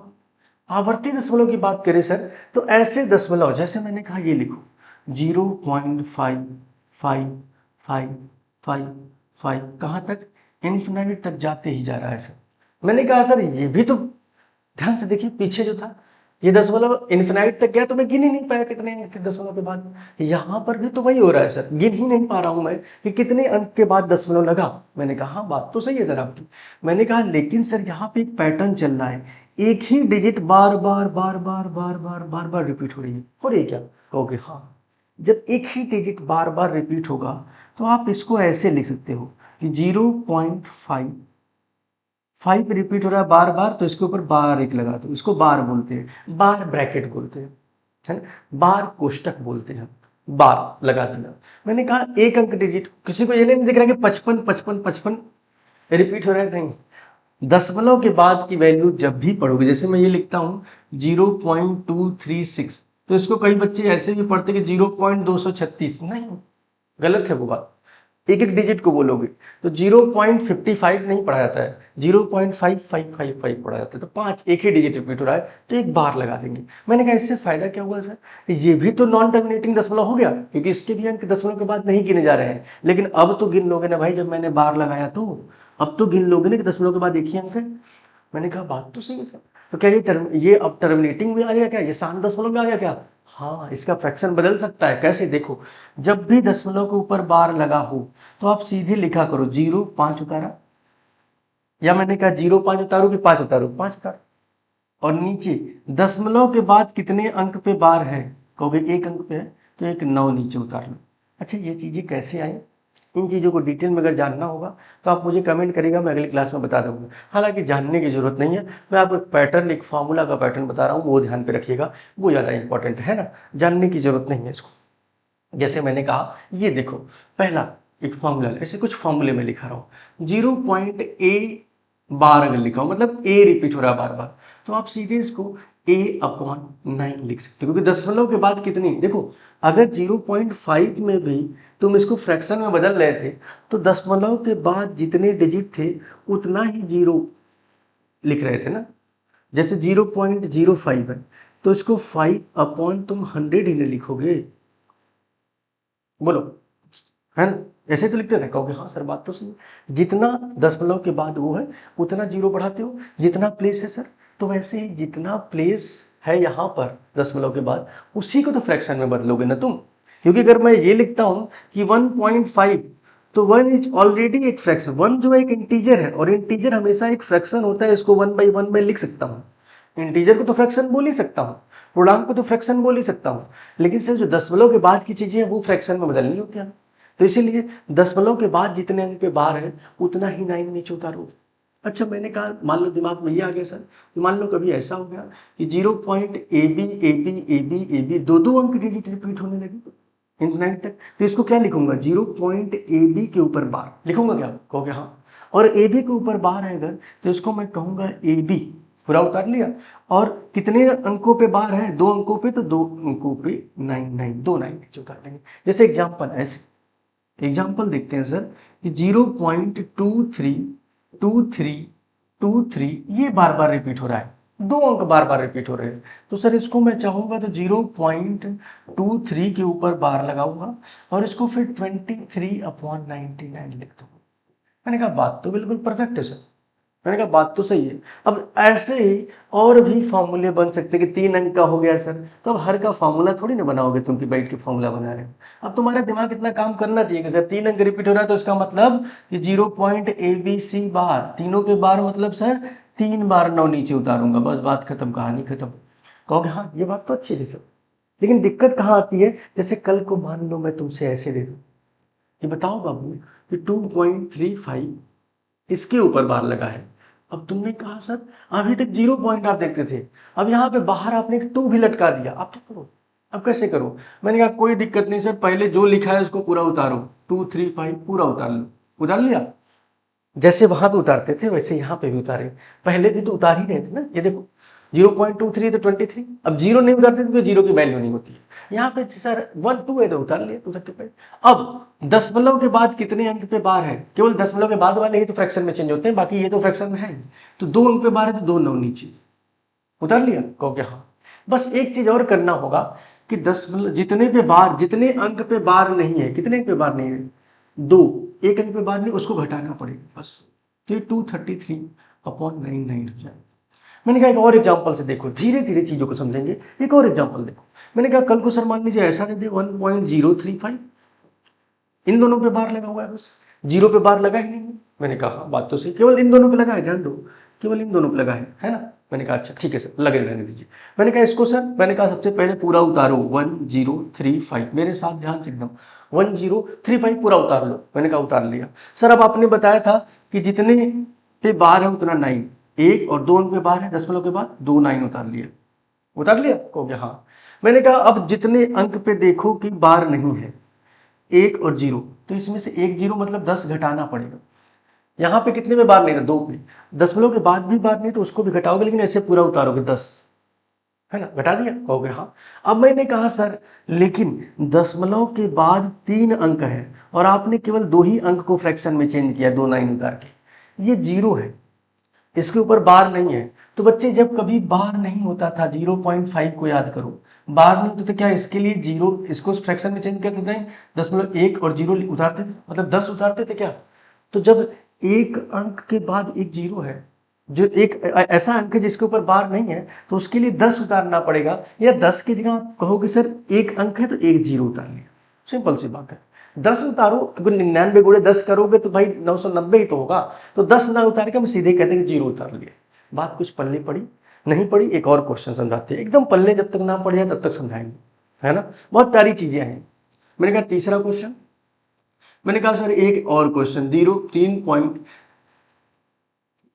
3.248 है ना, ये लिख दिया। मैंने कहा अब बार मैंने केवल इस पे लगाया। अब मैंने कहा आपसे बताओ क्या होगा। अब बच्चे मेरे एकदम तेज हो गए हैं, 32 48 उतारिए सर। दशमलव के बाद कितने अंक पे बार, 2 अंक पे, 2 9 उतारिए सर। दशमलव के बाद कितने अंक पे बार नहीं है, 1 अंक पे, तो एक 0 उतार लीजिए। उतार लिया सर, लेकिन दशमलव के पहले कितने अंक ऐसे थे जिन पे बार नहीं था, 32, उनको घटा दीजिए सर। देखिए सर अब हम तेज हो गए हैं, अब हम नहीं रह गए गधे, अब हमसे ये क्वेश्चन बच्चों वाले क्वेश्चन लगते हैं। बोलो लगते हैं कि नहीं, बोलो लगते हैं कि नहीं, कहोगे हाँ बड़े अच्छे लगते हैं। कौन, ये क्वेश्चन, है ना। चलो आओ आगे चलते हैं, हम आगे चलते हैं। हमने दशमलव को बिल्कुल समझ लिया, एकदम दशमलव में निचोड़ डाला। आज के बाद दशमलव पहले भी पढ़ा था सर, लेकिन समझ में नहीं आता, दशमलव बस पढ़ लिया था। आज मुझे ये भी पता कि दशमलव कितने टाइप के होते हैं, क्यों होते हैं वो टाइप, क्यों हम ऐसे उनका नाम देते हैं, जो फ्रैक्शन में बदल रहे हैं, जो फ्रैक्शन में नहीं बदल रहे हैं, वो सब चीज़ों के बारे में हमने जान लिया। बताओ अभी तक की चीज़ों में किसी को कोई समस्या, कोई दुख, कोई दर्द, कोई पीड़ा, नहीं नहीं ना। अब आओ और इंटरेस्टिंग चीज़ बताते हैं। इतना दशमलव हम पागल है तुमको समझा रहे हैं कब से, इसके पीछे भी एक रीजन है। अब देखो इसको तुम पढ़ लिए तो अब एक बहुत ही अच्छी चीज तुम जो बचपन में पढ़े थे उसको कितने प्यार से सीख जाओगे। कौन से, आओ बताते हैं। आपने बचपन में, अच्छा बचपन में तो पढ़ा ही था, उसके पहले यहाँ पे कुछ क्वेश्चन आ गए। ये देखो पहले इसको कर ही लेते हैं। 0.37 अगर लिखा हुआ है तो कैसे चेंज करोगे बाबू। मैंने कहा सर पहले 37 उतार लीजिए, 0 उतारने कोई मतलब नहीं है सर। और सर दशमलव के बाद 2 अंक पे बार है तो 9, 1 पे बार नहीं है तो 0, उसके लिए सीधे हो गया क्या, 37/990 सॉल्व। मैंने कहा हाँ आसान है। आसान है क्या, कहोगे हाँ। मैंने कहा एक और कर लेते हैं सर, 18.48448, तो इसको मैं चाहूँ तो 18.48 के ऊपर बार लगा सकता हूँ क्या। मैंने कहा हाँ। मैंने कहा इसको मैं चाहूँ तो 1848 पूरा उतारिए और डिवाइडेड बाई दशमलव के बाद कितने अंक है, 2 ही अंक है, दोनों पे बार लगा है तो 99। और सर माइनस क्या करना पड़ेगा, 18 करना पड़ेगा क्या, कहोगे हाँ। मैंने कहा इसको सॉल्व कर लीजिए सर, 1830/999। मैंने कहा ऑप्शन कहीं मैच नहीं हो रहा है क्या, 3 से काट के देखते हैं सर, 3 से काट के देखते हैं बच्चा। 1830/99, तो मैंने कहा 610 से ये 610 दिया, 3 से कटेगा ये भी और ये 3 से कटेगा ये भी, 33। बड़ा ही प्यारा, बड़ा ही राज दुलारा और बहुत ही अच्छा क्वेश्चन है। बोलो आंसर आपसे हो रहा है कि नहीं, हो रहा है ना, कर लोगे ना ऐसे क्वेश्चंस, बोलो भाई कर लोगे ना। अब आते हैं सर, इतने दशमलव पढ़ लिए तो अब ध्यान से यहीं से सीखेंगे कुछ और चीजें, है ना। ये आंसर आप खुद बताइएगा मुझे, होमवर्क नंबर 2 रहेगा आपका। कुछ और क्वेश्चन सीखेंगे सर, कुछ और बातें सीखेंगे, बातें छोटी मगर मोटी। आओ देखते हैं सर कुछ और बातें क्या है। रेशनल नंबर और इरेशनल नंबर, बचपन में पढ़ा था क्या ऐसा कुछ कि रेशनल नंबर होता है सर, इरेशनल नंबर होता है, 2 नंबर होते हैं सर, रेशनल और इरेशनल। रेशनल को बोलते हैं परिमेय, परिमेय, परि पापा की परि वाले नहीं, परिमेय, बताएंगे भी क्या होता है परिमेय। और इरेशनल, इरेशनल मतलब क्या होता है बाबू, इरेशनल मतलब होता है अपरिमेय। चलो बात करते हैं। मैंने कहा रेशनल नंबर क्या होता है। बचपन में जब पढ़ रहे थे सर तो बस इतना जानते थे कि ऐसे नंबर जिनको p/q के फॉर्म में रिप्रेजेंट किया जा सके, लिखा जा सके, मतलब सर एक भिन्न की तरह लिखा जा सके। कहोगे हाँ बात तो सही है, लेकिन q कभी भी 0 नहीं होना चाहिए। 0 क्यों नहीं होना चाहिए भाई, क्योंकि अगर कभी भी किसी दशमलव के नंबर के नीचे 0 लगाओगे सॉल्वर नहीं होता, इन्फिनाइट आता है इसकी वैल्यू। भाग देते जाओ, जीरो का कितना बार भी टेबल पढ़ोगे जीरो ही आएगा, इन्फिनाइट रहता है, इसीलिए जीरो नीचे नहीं रखते हैं, है ना। बात समझ में आ गई। मैंने कहा हाँ, तो मैंने कहा अब यहाँ से रिलेट करो कि पी बाई क्यू के फॉर्म में तो सर हम किसको लिखते थे, याद करो, अभी कुछ पढ़े थे क्या, बाबू, अभी हमने कुछ पढ़ाया था कि सर जो हमारे वो टर्मिनेटिंग दशमलव होते हैं, शांत दशमलव जो हमारे होते हैं, उन्हीं को तो हम बदल रहे थे पी वाई क्यू में, कर रहे थे क्या दशमलव में, शांत दशमलव सर, कहोगे हाँ। मैंने कहा सर जो रीअकरिंग दशमलव थे, आवर्ती दशमलव थे, जो एक ही डिजिट्स बार बार रिपीट होती थी या दो ही डिजिट्स बार बार रिपीट होती थी, सर वो भी तो हमारा परिमेय संख्या ही कहा जा सकता है। तो क्या अगर मुझे कभी ये पूछ दे कि 2/3 है, ये परिमेय है कि नहीं, कहोगे हाँ है। क्या मैं कह दूं कभी 0.23 है, ये परिमेय है कि नहीं, मैं कहूंगा बिल्कुल ऐसा। 23/100 इसको तो पी बाई क्यू में मैं चेंज ही कर सकता हूँ। मैंने कहा मान लीजिए कि कभी मैं लिख दूं कि 0.35333333 ही मान लो इन्फिनाइट तक जा रहा है, क्या ये परिमेय है कि नहीं, कहोगे हाँ सर, इसको भी मैं 3 के ऊपर बार लगा के फ्रैक्शन में बदल सकता हूँ, ये भी परिमेय संख्या है, बोलो है कि नहीं, कहोगे हाँ है। आपसे डायरेक्ट थोड़ी ना पूछा जाएगा कि बचपन में हो तुमसे पूछा जाएगा पी बाई क्यू के फॉर्म में लिखा गया है तो परिमेय संख्या बोलेंगे, इतना गधा थोड़ी ना एग्जामिनर है तुमसे ये क्वेश्चन पूछेगा, ऐसे पूछ सकता है कि नहीं, कहोगे हाँ। अच्छा मैं एक और एग्जांपल आपसे पूछ लूं कि बताओ, ये मैं कुछ एग्जांपल और देने जा रहा हूँ, पूछूंगा कि परिमेय है कि नहीं, आप बताइएगा मुझे ना। मैंने कहा और एग्जाम्पल लेते हैं सर, इसके लिए लाइन खींच देते हैं इसे। मैंने कहा और एग्जाम्पल लेते हैं यहीं पर, छोटे छोटे लगन और एग्जाम्पल लेते हैं। मैंने कहा जैसे एग्जाम्पल, और मैंने तुमसे पूछा और कि बताओ ये दो दो एक परिमेय संख्या है कि नहीं, भाई दो क्यों नहीं होगी, दो के नीचे आप चाहो तो 2/1 लिख ही सकते हो, तो पी बाई क्यू तो हो ही गया ना, फ्रैक्शन में तो बदल ही दिया ना, हो गया, हाँ बात तो सही है। मैंने कहा अच्छा बताओ ये √4, भाई √4 है, इसको मैं चाहूं तो 2 × 2 ही ना लिखोगे बाबू, और ये बाहर निकलेगा 2 का पेयर बन के तो 2 ही ना आएगा, इसके बारे में बाद में डिस्कस करेंगे, रूट के बारे में बाद में डिस्कस करेंगे। बताओ ये भी तो फ्रैक्शन ही होगा ना, 2/2, 2/1, कहोगे हाँ बात तो सही है सर, क्लियर बात है, कहोगे हाँ। तो रेशनल नंबर, तुमने जब डेसिमल को क्लियर कर लिया तो देखो रेशनल तुम्हें कितना जल्दी से और कितना आसानी से, और वो भी हर एक चीज। अब तुमसे कोई परिमेय संख्या पूछ के दिखाया, तुम परिमेय संख्या के बारे में ऐसी कोई चीज है जो नहीं जानते हो, सब जानते हो। मैंने कहा इरेशनल नंबर, अब तो किसी को बताने की जरूरत नहीं सर, वो सारे दशमलव जो नॉन टर्मिनेटिंग हो वो सब के सब क्या हो जाएंगे, इरेशनल नंबर, क्या हो जाएंगे, नॉन टर्मिनेटिंग या अशांत दशमलव, जो भी, तो जो दशमलव बदल ही नहीं रहते फ्रैक्शन में, जब पी बाई, ये वही तो होता है सर जो पी बाई क्यू के फॉर्म में ना लिखा जा सके, पी बाई क्यू के फॉर्म में मतलब भिन्न में ना बदला जा सके, है ना, उसी को तो बोलते हैं बाबू अपरिमेय संख्या। कहोगे हाँ सर बात तो सही है आपकी, ये बात तो बहुत प्यारी आपने कही, कहोगे हाँ बात तो ठीक है सर, तो आसान दशमलव हो गया। मैंने कहा हाँ। मैंने कहा और क्या कह सकता हूँ, मैंने कहा रूट के अंदर ऐसी वैल्यू जैसे √3 को कभी बाहर निकाला जा सकता है क्या, अगर निकालोगे भी तो ये 1.732 दशमलव में ऐसा आएगा कि कभी खत्म ही नहीं होगा। मैंने कहा √2, इसको रूट से बाहर निकालोगे ना तो ये 1.421 करके ऐसे ही आता जाएगा वैल्यू, कभी भाई लिखा जाए, है ना, इसको भी ऐसे लिखते चले जाओगे तो लिखा ये दशमलव तक इन्फिनाइट तक चलता जाएगा। लेकिन √4 अगर मैं बोलता हूँ सर ये बाहर निकल जाता है कि इंटीजर के फॉर्म में, तो ऐसे दशमलव जिनको इंटीजर के फॉर्म में, पूर्णांक के फॉर्म में नहीं निकाल सकते, वो सब के सब इरेशनल होते हैं। मैंने कहा अच्छा बात तो सही है सर। मैंने कहा और क्या हो सकता है इरेशनल सर, और क्या हो सकते हैं अपरिमेय संख्याएं। मैंने कहा पाई, पाई जानते हो, पाई, पाई, इस पाई को मैं आगे लिखता हूं, पाई, पाई की वैल्यू होती है, आपने रटा हुआ है कि 3.14 मान लीजिए, या 22/7।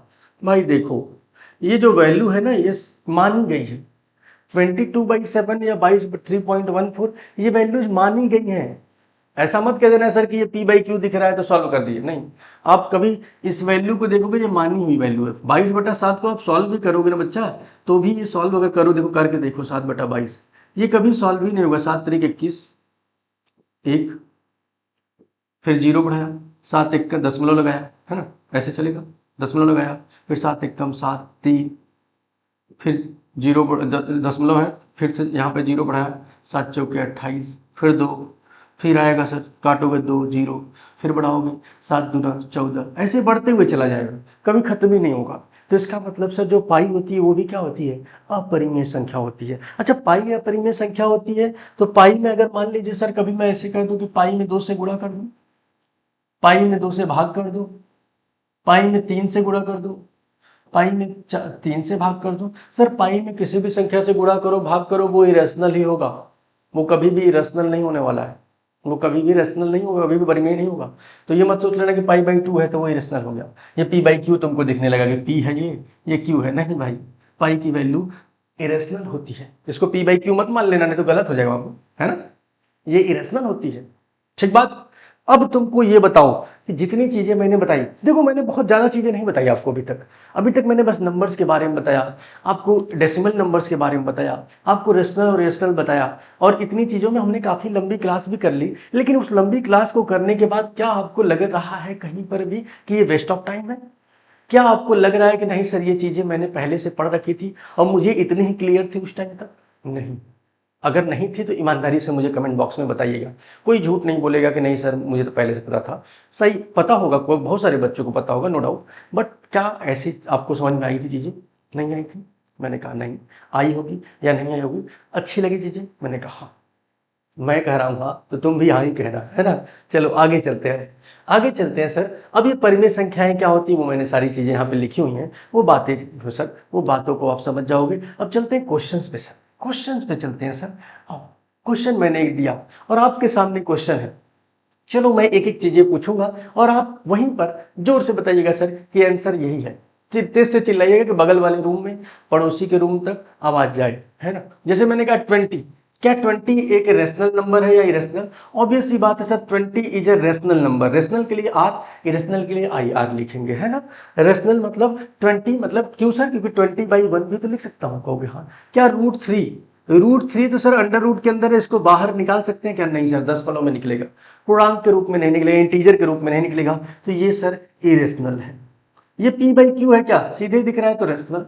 ये 0.2323 4 बार लिखा हुआ है, तो कई सारे बच्चे देखिए 0.23 0.23 2323 लिखा हुआ बस 4 ही बार। यहां जब तक डॉट डॉट नहीं लगा तब तक आप इसको रीअकरिंग नहीं मानोगे।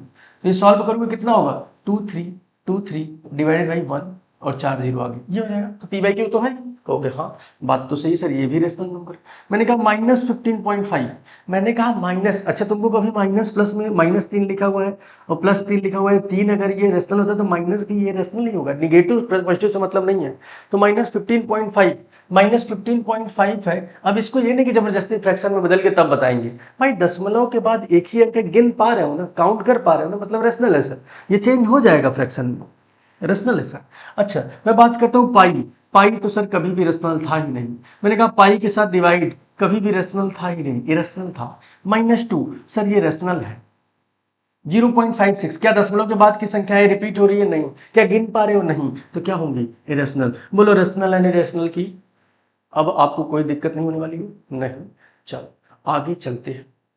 आगे एक और क्वेश्चन है, बहुत ही प्यारा सा, बहुत ही अच्छा सा। देखिए क्या इसका आंसर हो सकता है। 3√5 प्लस √125 प्लस √80 प्लस 6√5। वाह क्या बात है, कितने अच्छे अच्छे क्वेश्चन सर। मैंने कहा कि इसको देख के आधे बच्चों को दिमाग में थोड़ी थोड़ी चीजें क्या होने लगी, चुलबुली सी होने लगी। सर क्या होगा इसका, है देखो आओ दिखते हैं। मैंने कहा सर कि आपको एक छोटी सी बात, छोटी मगर मोटी बात, आओ देखते हैं। छोटी मगर मोटी बात, नोट पॉइंट जब रहेगा सर, छोटी मोटी बातें हम लोग जानते हैं थोड़ी सी, आओ समझते हैं कुछ छोटी मोटी बातें। कैसे समझेंगे वो हम अभी बताने जा रहे हैं, है ना। हाँ छोटी मगर मोटी बातें पे हम लोग चल रहे थे। मैंने कहा बच्चे अगर कभी भी अंडर रूट में 2 लिखा हुआ है और इधर भी अंडर रूट में 2 ही लिखा हुआ है, तो ये दोनों सेम सर, इनको क्या बोलते हैं? Same surds. अच्छा रूट का मतलब होता है सर्ड, ये जो अंडर रूट लगा हुआ है ना इसको सर्ड बोलते हैं, सर्ड्स या करड़ी, क्या बोलते हैं? करड़ी, है ना। ये सेम सर्ट्स है सर, जब सेम सर्ट्स या सेम करड़ी रहेंगे तो ये जुड़ जाते हैं, √2 तो ये 2√2 हो जाते हैं। कैसे सर? जैसे x और x जुड़ते हैं तो 2x हो जाते हैं ना, वैसे। अच्छा ये बात है। अच्छा मैंने कहा सर अगर मान लीजिए 2√2 है और प्लस 3√2 है, मैंने कहा सर ये बाहर जो √2 है मतलब रूट सर्ट्स तो सेम ही है, कहोगे हाँ सेम ही सर्ट्स है। बाहर भले कुछ भी लटका, जैसे 2x और प्लस 3x अगर रहता तो आप इसको जोड़ते हो तो क्या बोलते हो? 5x बोलते हो ना बाबू। तो ये भी तो 2√2 और 3√2 है तो क्या होगा? 5√2 होगा।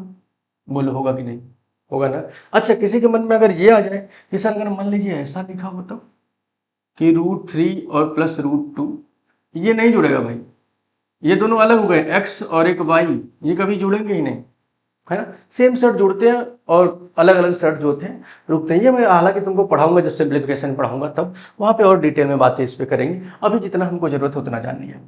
आ जाओ, ये क्वेश्चन दिख रहा है क्या, कहोगे हाँ। मैंने कहा बच्चे 125 को अगर सॉल्व करना हो, 125 इसको आप कैसे सॉल्व करते हो, ऐसे एलसीएम लेके, या मैंने कहा इतने समझदार तो तुम हो ही यार कि 125 का गुणा तुमको आता हो, 5 गुणे 5 गुणे 5, यही ना होगा, 5 पंजे 25 पंजे 125।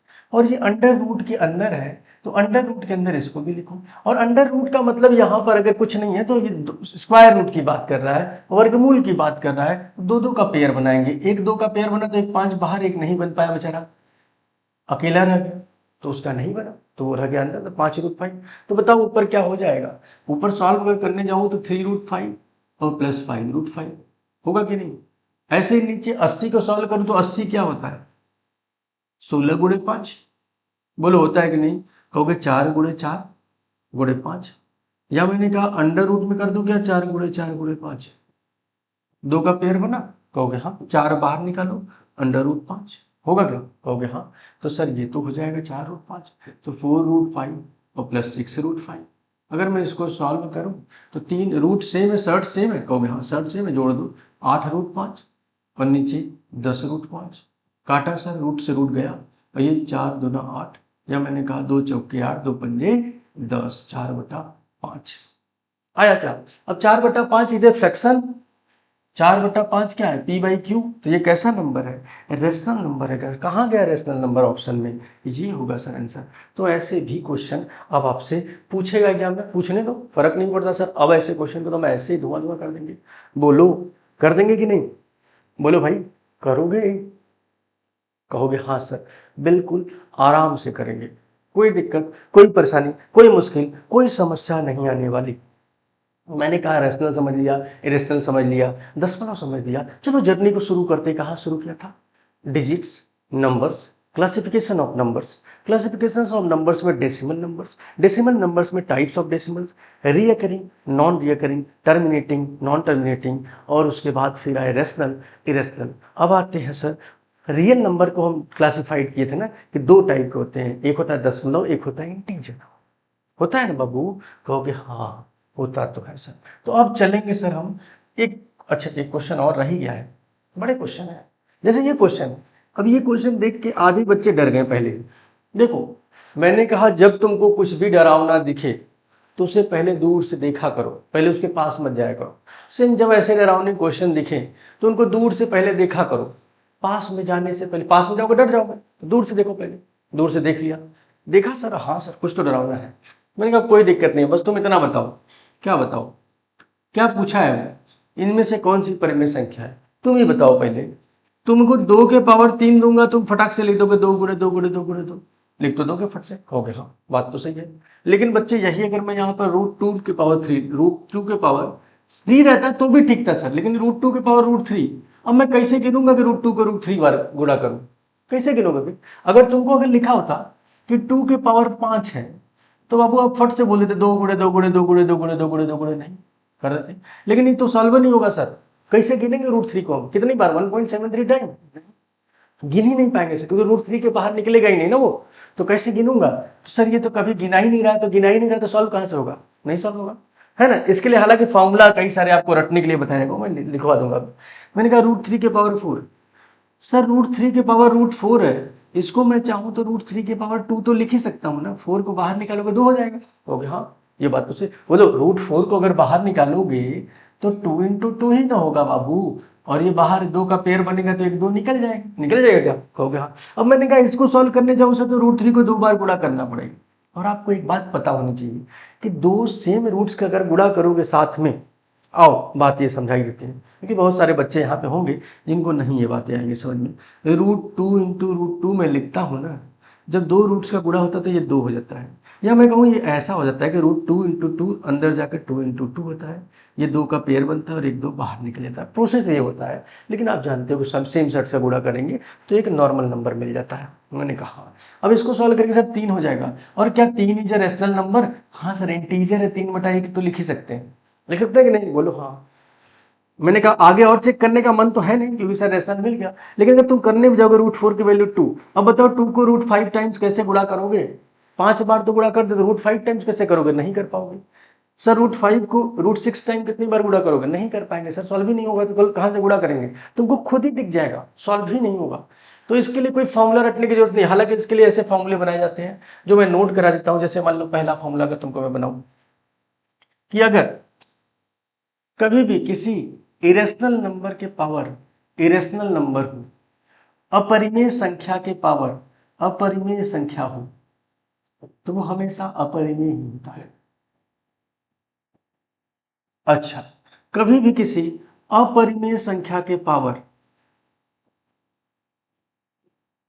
परिमेय संख्या हो, तो ये परिमेय भी हो सकता है और अपरिमेय भी हो सकता है ना। हालांकि ये रटने की जरूरत नहीं है बाबू, मैंने बोला ना, आप खुद ही क्वेश्चन को देखोगे, सॉल्यूशन देखते ही तुमको समझ में आ जाएगा कौन सा सॉल्व हो रहा है, कौन सा सॉल्व नहीं हो रहा है। आपको ये रटने की जरूरत नहीं है ना, ये सब चीजें रटने की जरूरत नहीं है ना। ठीक बात। अब आओ बात करते हैं, दशमलव फ्रैक्शन हो गया। अब हम लोग को बात करना है इंटीजर्स के बारे में। इंटीजर्स क्या होते हैं उनको समझेंगे। इंटीजर्स, इंटीजर समझे? आओ इंटीजर्स बात करते हैं। मैंने कहा रेशनल समझा, इरेशनल समझा, और सब कुछ समझ लिया, डेसिमल समझ लिया। अब क्योंकि सर रियल नंबर को मैंने 2 पार्टों में क्लासिफाइड किया था, रियल नंबर को मैंने 2 पार्टों में क्लासिफाइड किया था ना, एक दशमलव और एक इंटीजर। तो अब बात करेंगे इंटीजर की। इंटीजर क्या होते हैं सर? नाम से ही लग रहा है सर, पूर्णांक। पूर्णांक, इंटीजर मतलब पूर्णांक, जो अंक पूर्ण हो सर। पूर्णांक जो अंक पूर्ण हो उन्हें क्या करते हैं? इंटीजर। मैंने कहा कैसे, आओ समझते हैं। बचपन में चलो, बचपन में एक ऐसे नंबर लाइन तुमको दिया जाता था, ऐसे एक नंबर लाइन ड्रॉ करो, ड्रॉ करते थे आप। फिर उसके बाद आपसे बोला जाता था कि नंबर लाइन के जस्ट बीच में होता है जीरो। जीरो के इधर गए तो पॉजिटिव इंटीजर, +1 +2 +3, कहाँ तक? इन्फिनाइट तक, पॉजिटिव के इन्फिनाइट तक। और जीरो के लेफ्ट में गए सर तो निगेटिव इंटीजर, निगेटिव पूर्णांक कहाँ तक बच्चा? कहाँ तक? -इन्फिनाइट तक। बोलो रहता था क्या? हो गया। मैंने कहा तो भाई वही होते हैं जो ऐसे अंक जो पूरी तरह लिखी जा सके, जैसे 1 2 विद 1.2 नहीं, 1.2 इज नॉट अ पूर्णांक, एक इंटीजर नहीं है सर। वो क्या है? एक दशमलव है। तो रियल नंबर के अंदर, अब मुझे रियल नंबर के अंदर दशमलव भी आते हैं और इंटीजर भी आते हैं। तो नंबर लाइन पे मैं चाहूँ तो दशमलव को भी तो लिख ही सकता हूँ। क्या होगा? 1 और 2 के बीच में जितनी वैल्यू होगी सब दशमलव में आएंगी। कहोगे हाँ। रियल नंबर पे मैं चाहूँ तो फ्रैक्शन को भी लिख सकता हूँ, 1 और 2 के बीच में जितने 1 और 2 के फ्रैक्शंस होंगे वो आ जाएंगे। कहोगे हाँ। मैंने कहा सर लेकिन हमें तो बात करनी है पूर्णांक की। तो पूर्णांक सर नंबर लाइन पर अगर जाए तो जीरो से पॉजिटिव साइड में जितने भी पूर्णांक होंगे वो पॉजिटिव इंटीजर, जीरो से नेगेटिव साइड में जितने होंगे वो negative integer. Positive integer, negative. Positive मतलब धनात्मक, धनात्मक, और इसका नेगेटिव का मतलब होता है ऋणात्मक इंटीजर। इतनी बातें तो सबको पता है। कहोगे हाँ, पता है ना? कहोगे हाँ। पॉजिटिव इंटीजर, नेगेटिव इंटीजर, बात क्लियर? अच्छा, अब बात आई बेचारे जीरो की। अब जीरो से पूछा गया, जीरो बेचारा बीच में लटका हुआ था यहाँ पे, ये देखो जीरो को, जीरो यहाँ पे लटका हुआ था। अब जीरो से पूछा गया कि बताओ तुम क्या हो, पॉजिटिव हो या निगेटिव? अब जीरो बेचारा फंस गया, क्योंकि देखो शुरू में जब नंबर ढूंढे जा रहे थे ना तो जीरो नहीं था। तभी एक गाना आया तुम्हारे याद होगा कि जब जीरो दिया मेरे भारत ने तब दुनिया को गिनती आई। तो जीरो को तो ढूंढा गया बाद में ना भाई, पहले जीरो थोड़ी नहीं था। तो जीरो को जब ढूंढा गया तो जीरो से पूछा गया भाई तुम कहाँ जाना चाहते हो। अब जीरो बेचारा इधर देखा, इधर निगेटिव टाइप के लोग, इधर पॉजिटिव टाइप के लोग, तो ये बताओ तुम किधर जाओगे? जिधर पॉजिटिव रहेगा कि इधर निगेटिव? पॉजिटिव। जीरो बेचारा न तो पॉजिटिव था न तो निगेटिव था। तो सबसे पहला लाइन पूछा जाएगा कि तुम बताओ कि जीरो पॉजिटिव होता है कि निगेटिव होता है? क्योंकि जीरो न तो पॉजिटिव होता है न तो निगेटिव, न ही पॉजिटिव निगेटिव, दोनों न्यूट्रल होता है, उदासीन होता है, बहुत उदास होता है। इसको न तो पॉजिटिव बोलते हैं न तो निगेटिव बोलते हैं। कहोगे हाँ, बात तो समझ में आई सर। अब यहीं से एक और इंटरेस्टिंग चीज निकलेगी कि सर जब जीरो के राइट साइड पॉजिटिव साइड में जाओगे तो जितने भी इंटीजर मिलेंगे उनको बोलते हैं नेचुरल नंबर, प्राकृतिक संख्याएं। अब छोटी छोटी बातें और बढ़ेंगी। प्राकृतिक संख्याएं, ओ तेरी, ये तो बात ही समझ में आ गई सर। प्राकृतिक संख्या, नेचुरल नंबर। नेचुरल नंबर प्राकृतिक संख्या क्यों बोला गया इसे सर? देखो, जब तुम छोटे से थे, बच्चे से थे, पापा लाते थे चॉकलेट, पापा लाते थे टॉफी, पापा लाते थे बिस्किट, मम्मी देती थी आपको, तो आप कभी मम्मी ने बोला नहीं कि बच्चा 2 चॉकलेट लो, तुम खुद ही जान गए थे कि नहीं नहीं मम्मी मुझे 2 चॉकलेट चाहिए, नहीं नहीं पापा मुझे 4 चॉकलेट चाहिए, 5 चॉकलेट चाहिए। किसी ने तुमको गिनती नहीं सिखाई थी, छोटी छोटी जो गिनतियां हैं। तो बचपन में कुछ चीज़ें ऐसी थी जो नेचुरली हम सीख जाते हैं, नेचर से सीख जाते हैं। तो ऐसे ही जब नेचर से सीख जाते हैं तो उन नंबर्स को भी बोला गया प्राकृतिक संख्याएं। 1 2 3 4 5 6 7 8, कहाँ तक? Up to infinite. इन्फिनाइट तक जितने भी काउंटिंग नंबर्स होंगे जिनको गिना जा सके, 1 2 3 4 5 6, वो सब के सब पॉजिटिव इंटीजर होता है। और उन पॉजिटिव इंटीजर्स के सेट को नेचुरल नंबर या प्राकृतिक संख्याएं बोलते हैं। अच्छा, अब पूछा गया जीरो से कि तुम तो न तो नेगेटिव हो न तो पॉजिटिव हो, तुमको रखे तो रखे कहाँ? तो जीरो कहा कि भाई साहब हमको भी इधर रख लीजिए। तो कहा गया आओ तुम्हें भी इधर ही रख लेते हैं। तो इनको भी इधर ही रख लिया गया। तो जब जीरो को भी इंक्लूड कर लोगे किसमें?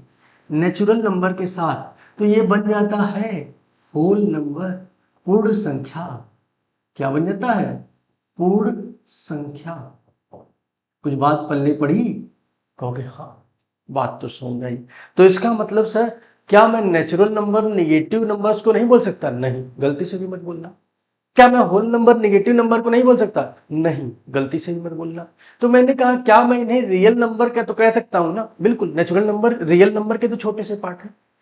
एक रियल नंबर की बड़ी सी फैमिली थी जिसमें इंटीजर है, दशमलव है, और उसी के अंदर नेचुरल है और कौन है? बोले। कहोगे हाँ, बात तो सही है। कहोगे हाँ।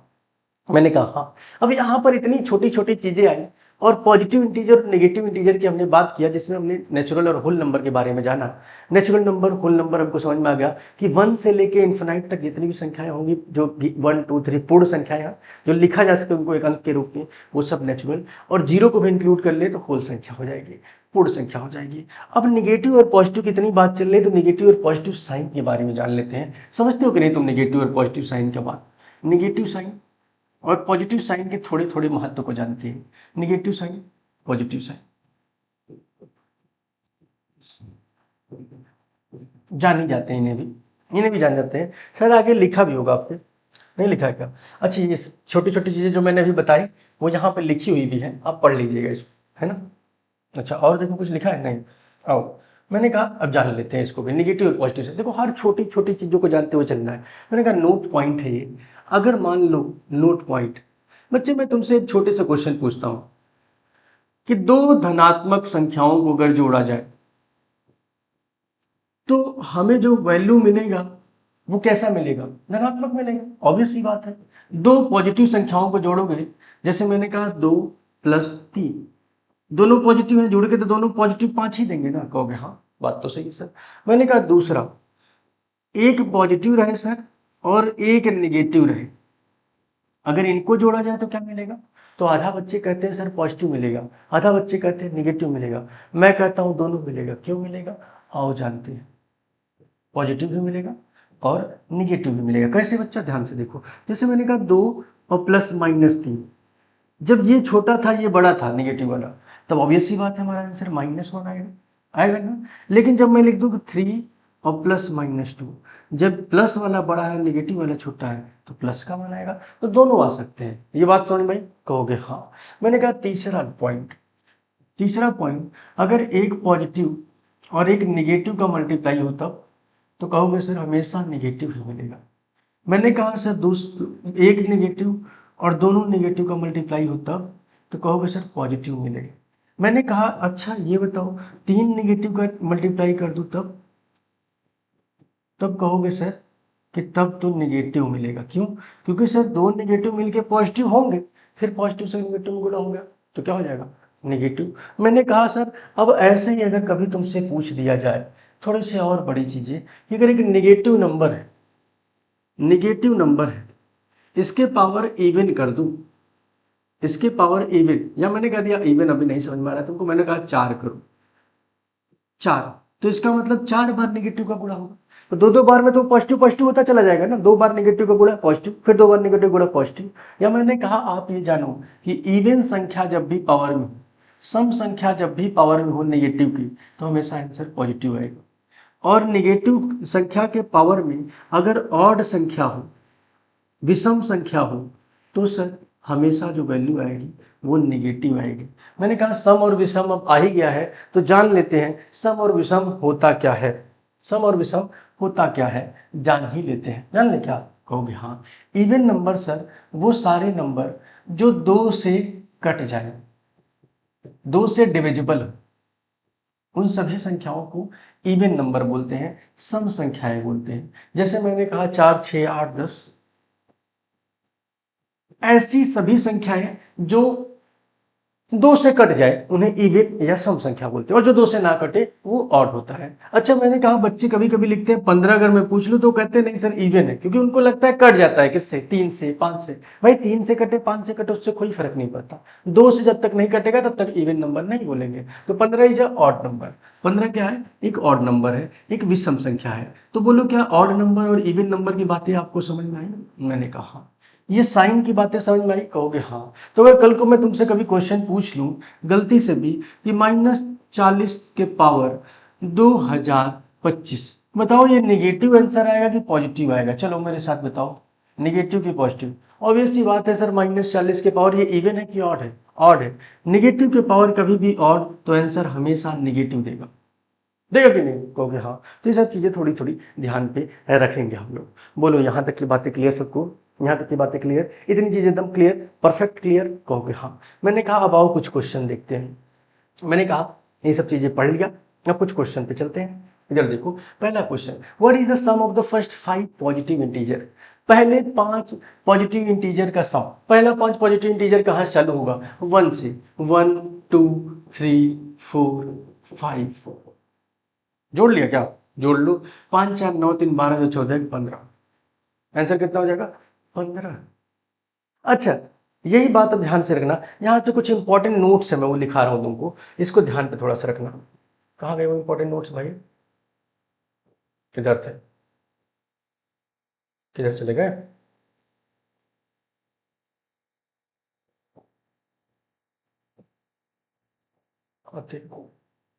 ये कुछ फॉर्मूले हैं देखो, की पॉइंट्स, कि अगर प्रथम फर्स्ट एन प्राकृतिक संख्याओं का योग पूछा जाए तुमसे, तो n इंटू एन प्लस 1/2 का फॉर्मूला लगा सकते हो। और अगर पूछा जाए कि first n even natural number का, मतलब कि सर कहा जाए, जैसे अभी मैंने बात किया कि natural number, odd number, even number, सब कुछ बात किया अभी हमने ना। तो अगर मान लो कभी तुमसे बोल दिया जाए, जैसे भी बोला था कि फर्स्ट 5 पॉजिटिव इंटीजर्स का सम, तो पॉजिटिव इंटीजर कहाँ से चालू होगा? 1 से लेके 5 तक, है ना, यही ना। तो 1 से प्रथम 5 संख्याओं, नेचुरल संख्याएं तो हुई वो, तो मैं इसको चाहूं तो ऐसे भी तो निकाल सकता हूँ कि 5 गुणे 6/2। 5 n की वैल्यू 5, n 5 प्रथम 5 संख्याएं, तो n इज इक्वल टू 5। कहोगे हाँ, n इज इक्वल टू 5। तो 5 गुणे 6 डिवाइडेड बाई 2 डायरेक्ट कर दो, सॉल्व हो जाएगा, जोड़ने की जरूरत नहीं है। कल को तुमसे बोल दे कि बताओ कि 1 से लेके 20 तक की सभी संख्याओं का सम कितना होगा, तो तुम जोड़ोगे क्या बैठ के? नहीं, सीधे 20 गुणे 21 डिवाइडेड बाई 2 कर दो। कर सकते हो कि नहीं? ये 10 से कट जाएगा, ये 2 से 10 हो जाएगा सर।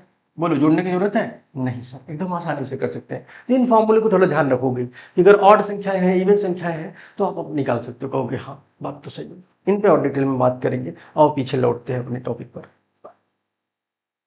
है ना, पीछे लौटते हैं अपने टॉपिक पर।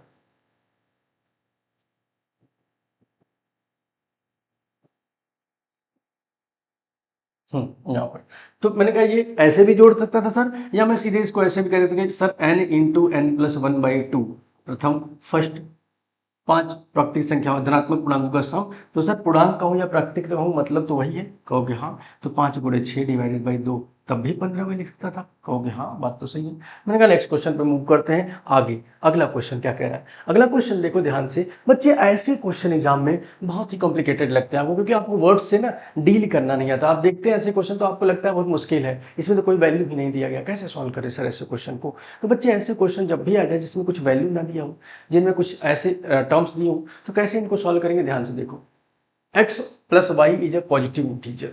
हमसे कह रहा है एक्स वाई जो है निगेटिव पूर्णांक है। हमने जैसे ये बोला, अब तुमको तुरंत मानना है कि x और y दो निगेटिव पूर्णांक हैं। निगेटिव पूर्णांक मतलब मैंने कहा कोई संख्या मान लो सर, ऐसे मान लो कि सर मान लो कि x और y अगर बोला तो मैंने बोल दिया कि x, अब देखो x प्लस वाई और x माइनस वाई दोनों है, तो मैं दोनों को निगेटिव मान लेता हूं। मैंने कहा एक मान लो -1 है और एक मान लो -2 है, ऐसे मैंने कहा दोनों को निगेटिव मान लिया। मैंने कहा ठीक। अब पहले वाले चलो, -1 प्लस -2 अगर जोड़ूंगा तो कितना होगा, -3 कहोगे हाँ। दूसरे वाले चलो x इंटू वाई, -1 इंटू -2, तुरंत एक वैल्यू रखा करो, कितना मिलेगा, माइनस का गुणा माइनस में +2 हो जाएगा, कहोगे हाँ। मैंने कहा तीसरा x माइनस वाई, -1 और माइनस का -2। देखो ये ध्यान रखना, जैसे दो बार माइनस है, माइनस का y की वैल्यू -2 है, -2 रखा, माइनस माइनस क्या होगा, प्लस होगा, तो सर ये -1 + 2 होगा, तो इसकी वैल्यू कितनी होगी, 1। अब बोलो सारे ऑप्शन पे चलो, x प्लस वाई पॉजिटिव आएगा, नहीं सर नेगेटिव आएगा, ये तो गलत है। दूसरा x इंटू वाई पॉजिटिव आएगा, सही है, पॉजिटिव आएगा। और x माइनस वाई पॉजिटिव आएगा, सही है, ये भी सही है। कौन कौन सा ऑप्शन सही है, बी और सी सही। लो फटाक से सॉल्व, है ना, प्यारा सा क्वेश्चन, तुरंत वैल्यू पुटिंग किया करो। और वैल्यू में ऐसा नहीं कि 100 मान लें इसको 200 मान लें, 1000 मान लें इसको, छोटी वैल्यू मानना भाई, छोटी वैल्यू, बड़ी वैल्यू नहीं मान लेना है कि वहां पे सॉल्व करते रह जाए बैठ के, है ना, छोटी वैल्यू मानना। ठीक बात, बोलो ये बात पल्ले पड़ी, कहोगे हाँ। मैंने कहा अगला ऐसा ही क्वेश्चन देखो, एक और आ गया हमारे सामने, कह रहा निम्नलिखित कथनों पर विचार कीजिए, कौन सा सही है कौन सा गलत है यही बताना है। मैंने कहा आओ विचार करते हैं सब। कह रहा sir every natural number is a real number, प्रत्येक प्राकृतिक संख्याएं एक वास्तविक संख्याएं होती है। मैंने कहा कैसे पता चलेगा, आप ध्यान से देखो, मैं एक वेन डायग्राम बनाता हूं। मैंने कहा एक बड़ा सा मैंने शुरू में स्टार्ट किया था कि रियल नंबर मुझे पढ़ना है, एक हमें क्या पढ़ना है, रियल नंबर पढ़ना है, वास्तविक संख्याएं पढ़नी है। इसके अंदर मैंने दो चीजें रखी, एक डेसिमल रखा और एक क्या रखा, डेसिमल का गोला रखा, और एक रखा सर इंटीजर का गोला, यही ना रखा था, बोलो भाई, दोनों इसी के अंदर आते थे। और इंटीजर के अंदर, डेसिमल के अंदर रेशनल आए और इरेशनल आए, और इंटीजर के अंदर नेचुरल आए, होल नंबर आए, ये दोनों आए, कहोगे हाँ बात तो सही है। तो अब आओ इस क्वेश्चन पे, क्या बोला है कि क्या सभी नेचुरल नंबर एक रियल नंबर होते हैं, तो देखो ना बच्चा गोला में, क्या नेचुरल नंबर रियल नंबर का पार्ट है, छोटा वाला, जैसे दादाजी के बेटे का बेटा, तुम पोते हो मान लो दादाजी के, तो दादाजी से ही तो तुम पैदा हुए ना भाई, तुमसे दादाजी थोड़ी ना आए थे, दादाजी से तुम आए, तो तुम दादाजी के पार्ट हो। लेकिन कोई ये बोले कि सभी नेचुरल नंबर, सभी रियल नंबर नेचुरल नंबर के पार्ट है, नहीं, दादाजी तुम्हारे बेटे थोड़ी ना हो जाएंगे भाई, है ना, तो बिल्कुल बात सही है, छोटी सी बात है। एवरी नेचुरल नंबर एक रियल नंबर होगा, बिल्कुल होगा। क्या एवरी रियल नंबर एक इरेशनल नंबर होगा, नहीं सर, रियल नंबर दादाजी है, दादाजी पोता कैसे हो सकते हैं, पोता दादाजी हो सकता है, मैंने कहा ये वाला तो गलत है sir. Every real number is irrational number, नहीं सर, इरेशनल नंबर में से छोटा सा पार्ट है रियल नंबर का, सभी रियल नंबर थोड़ी हो जाएंगे irrational. Every integer is real number, क्या सभी इंटीजर एक रियल नंबर है, मैंने कहा फिर से आओ बोले पर भाई, इंटीजर सर पार्ट है रियल नंबर का, बिल्कुल छोटा है और बड़ा का पार्ट है सर, सभी छोटे वाले बड़े होंगे, मैंने कहा ऑब्वियस सी बात है। अब sir every rational number is real number, बोलो होगा ना, कहोगे हाँ, 3 सही 1 गलत, बोलो सबने विचार किया, किसी को दिक्कत परेशानी मुश्किल नहीं, होनी भी नहीं चाहिए, हो गई तो कुटा जाओगे। चलो अगला क्वेश्चन, कह रहा है सर अब एक क्वेश्चन, अभी मैंने ऋणात्मक और धनात्मक की बात की, अभी हमने आपसे ऋणात्मक और धनात्मक की बात की थी, अभी ऋणात्मक का क्वेश्चन आ गया कि n is a negative integer, n जो है एक नेगेटिव संख्या है। n मैंने कहा सर एक नेगेटिव संख्या है, मैंने कहा रहने तो नेगेटिव है, नेगेटिव क्या मान लूं, मैंने कहा सबसे छोटा मानू 1, मैंने क्या 1 मान लिया। अब कह रहा बताओ इनमें से कौन सा ऑप्शन सही होगा, क्या बताओ, 0 बड़ा होता है कि -1 बड़ा होता है, 0 तो कुछ होता ही नहीं सर, 0 कैसे बड़ा हो जाएगा। हमने कहा ये बताओ कि तुम्हारे जेब में 1 भी रुपए नहीं है, तुम्हारे दोस्त के जेब में 10 रुपए जो उसने उसे जो कि उसने किसी से उधार लिया है, उधार लिया है, तो उधार लिया है तो वो अमीर हो गया क्या तुमसे, नहीं सर, वो तो कर्जे में है, तुम भले 0 पे हो लेकिन वो तुमसे भी नीचे है, 10 मीटर और गड्ढे में है ये। मैंने कहा सर ये तो छोटा होगा, 0 बड़ा होगा, कहोगे हाँ बात तो सही है। मैंने कहा दूसरे ऑप्शन पे n, तो -1 के बाहर एक और माइनस लगा दो n के लिए, तो ये 1 हो गया। मैंने कहा ये थोड़ा सा बड़ा हो गया, मैंने कहा 2n, 2 गुणे -1, ये 1 रुपए कर्जे में था, ये 2 रुपए कर्जे में आ गया, तो ज्यादा छोटा हो गया ना, n स्क्वायर -1 का स्क्वायर कितना होगा? 1 होगा। अब बताओ सबसे छोटा कौन है? सबसे छोटा तो सर यही है, जो दिखने में सबसे बड़ा लग रहा है लेकिन कर्जा ज़्यादा लिया है, -2 होगा क्या? कहोगे हाँ, बात तो सही है सर। बोलो यहाँ तक की चीज़ें क्लियर है? कहोगे हाँ। अच्छा, मैंने तुमको सम विषम बताया था कि सम वो संख्या है जो 2 से कटती है, विषम वो संख्या है जो नहीं कटती है 2 से। हमने कहा हाँ। मैंने कहा सर जीरो क्या होता है? जीरो, जीरो, जीरो की बात जानते हो? जीरो, जीरो एक इवन है कि ऑड है? आओ बात करते हैं। Zero is a even number, ये एक सम संख्या है सर। कैसे? आओ देखो ना बाबू कैसे। जीरो को भाग दो 2 से, 2 भागे जीरो, तो सर 2 जीरो जीरो हो गया, कट गया सर। मैंने कहा ये जीरो किसी भी संख्या से कट सकता है, कट सकता है? कहोगे हाँ। तो मैंने कहा बिल्कुल। तो जीरो जो होता है वो 2 से कटता है, 1 से भी कटता है, 3 से भी कटता है, किसी भी संख्या से कट जाता है वो। तो इसका मतलब इवन नंबर है जीरो। और जब जीरो इवन नंबर है तो कभी तुमसे क्वेश्चन में पूछ लेंगे जीरो इज क्या है, तो भी इवन नंबर सम संख्या है। अच्छा, मैंने कहा और छोटी छोटी बातें। आपने एक मूवी देखी होगी, है ना, जीनियस। जीनियस मूवी जब देख रहे थे हम लोग, तो याद करो, क्या याद करना था भाई? तो वहां पे कुछ हमको बोला गया था, एक लाइन, कुछ प्रॉपर्टीज होती है सम और विषम की। ये प्रॉपर्टी बच्चों को बचपन में कहा जाता था रट लो। मैं कहता हूँ मत रटो, क्या जरूरत है रटने की? कितना रटोगे? मैथ्स में बहुत सारे फॉर्मूले, कितना रटोगे? रटने की जरूरत नहीं, बस समझो एक बात को मेरी, कि अगर बच्चे मैं कहता हूँ कि सम और सम अगर मिला दिया जाए, है ना, तो क्या मिलेगा मुझे? सम मिलेगा कि विषम मिलेगा? तो रख लो ना भाई तुरंत, ये एक सम और दूसरा सम मिला दिया सर, क्या मिला? सम मिला कि विषम मिला भाई? सम मिला, कहोगे हाँ। विषम और विषम मिला लो, 3 और 5 मिला लो, क्या मिलेगा? 8। सम मिला क्या? कहोगे हाँ। तो ये सब रटने की जरूरत है क्या? मैंने कहा सम और विषम मिलाओ, 3 और 4 मिलाओ, क्या मिला? विषम मिला, मिला लो।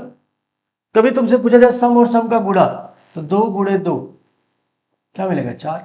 सम और विषम का गुणा 2 गुणे 3 क्या मिलेगा? 6, सम मिलेगा। विषम और विषम का गुणा 3 गुणे 5 क्या मिलेगा? विषम मिलेगा। तो मैंने कहा सर कि जब भी ऐसी चीजें तुमसे पूछी जाए कि सम और सम मिलके क्या होंगे, तो भाई मान लेंगे, देख लेंगे कैसे होगा। अब तुमसे कोई पूछ दे कि बताओ एक विषम और एक सम संख्याओं का घटाना क्या होगा, तो मैंने कहा नहीं पता, कोई दिक्कत नहीं, एक सम ले लो और एक विषम ले लो, घटा के देख लो क्या मिल रहा है, विषम मिल रहा है। सिंपल सी बात है, देख, याद रखने की जरूरत थोड़ी है इसके लिए। ये प्रॉपर्टीज होती है, इनको थोड़ा ध्यान पे रखेंगे, है ना, याद नहीं रखेंगे, बस ऐसे समझ जाएंगे। मैंने कहा इससे फायदा क्या होगा? आप एक चीज नोटिस किए क्या? एक चीज नोटिस करो कि दो संख्याओं का गुणा करोगे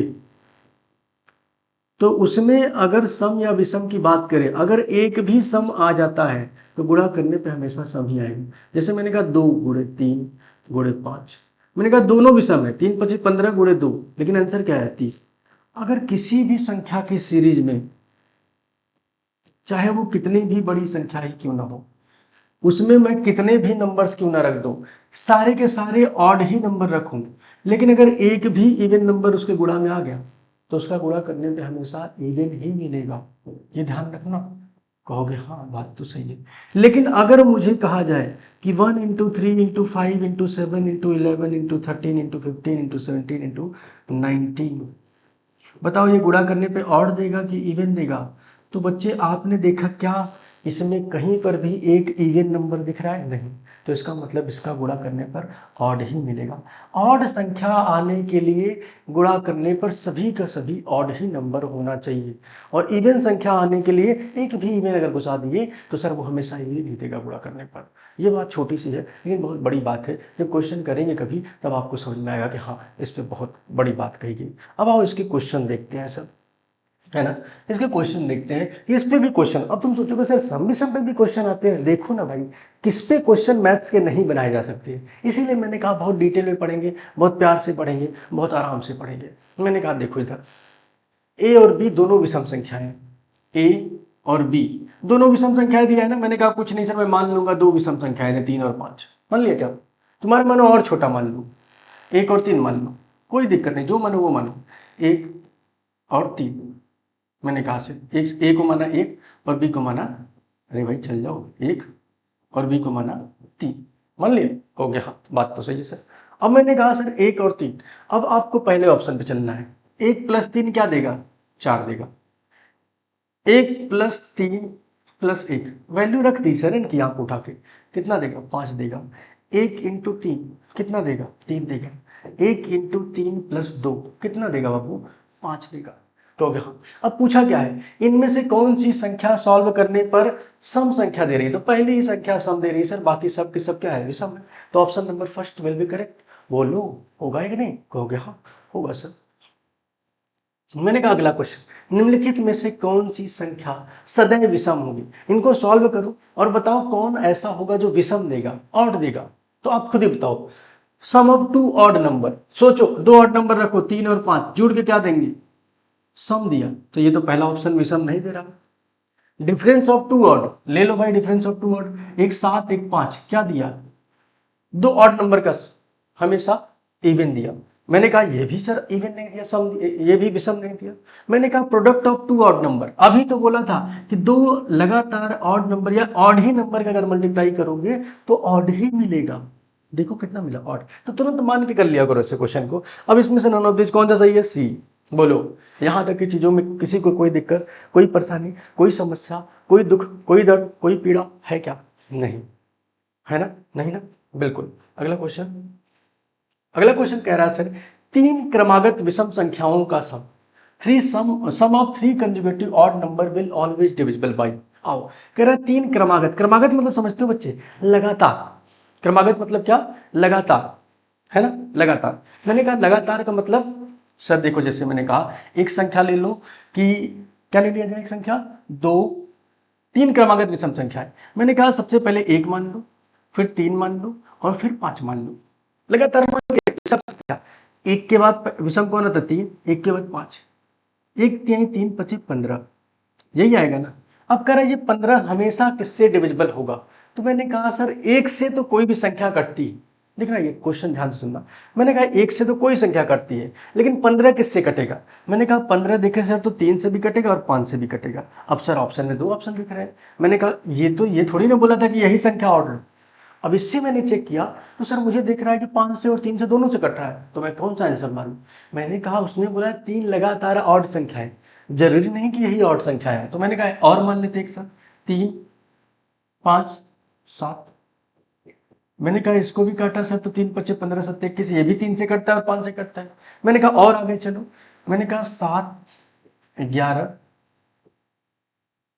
7, तीन क्रमागत विषम संख्या है ना, 7 9 और 11। अब देखो यहां पर 7 गुणे 9 गुणे 11 करोगे तो ये 7 है, 9 का गुणा होगा या 11 9 99 गुणे 7 करोगे, या मैंने कहा तुम गुणा करके देख लेना, आपको जो समझना है। 9 के पास क्या क्या होता है, 3 और 3 होता है, कहोगे हाँ 9 मतलब 3 गुणे 3 होता है। तो इसका मतलब सर मैं अगर 3 लगातार विषम संख्याओं को रखूं तो जरूरी नहीं कि उनमें 5 आए हों, लेकिन 3 सर अगर 3 ही लगातार संख्याओं को रखोगे, जब भी कभी भी तुम उठा लो कोई भी, मानो जैसे 21 23 25, तो इसमें एक संख्या जरूर ऐसी होगी जो 3 से कटेगी। मैंने कहा 17 19 21, एक संख्या जरूर ऐसी है जो 3 से कटेगी, है ना। तो मैंने कहा जब भी तुम 3 लगातार विषम संख्याओं को रखोगे तो तुम पाओगे कि एक संख्या उसमें ऐसी होगी जो 3 से कटेगी।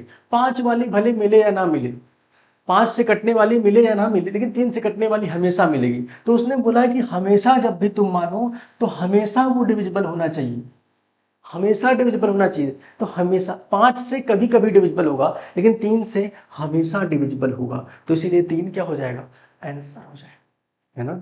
बोलो बहुत ही प्यारी सी बात थी। मैंने कहा ठीक। अब यहां तक की चीजों को आज तक हमने पढ़ा और आई होप कि आज की क्लास में आपको सारी चीजें समझ में आई होंगी। आई होप कि आपको सारी चीजें समझ में आई होंगी। अगली क्लास में हम लोग प्राइम नंबर, अभाज्य संख्या और को प्राइम नंबर सह अभाज्य संख्या से शुरू करेंगे। यहाँ तक आज तक जितनी चीजें पढ़ी हैं उसमें अगर कोई भी प्रॉब्लम नहीं हो, कोई भी समस्या नहीं हो, कोई भी दुख रहा हो, कोई भी दर्द रहा हो, कोई भी पीड़ा रहा हो, तो मुझे कमेंट करके बताइएगा।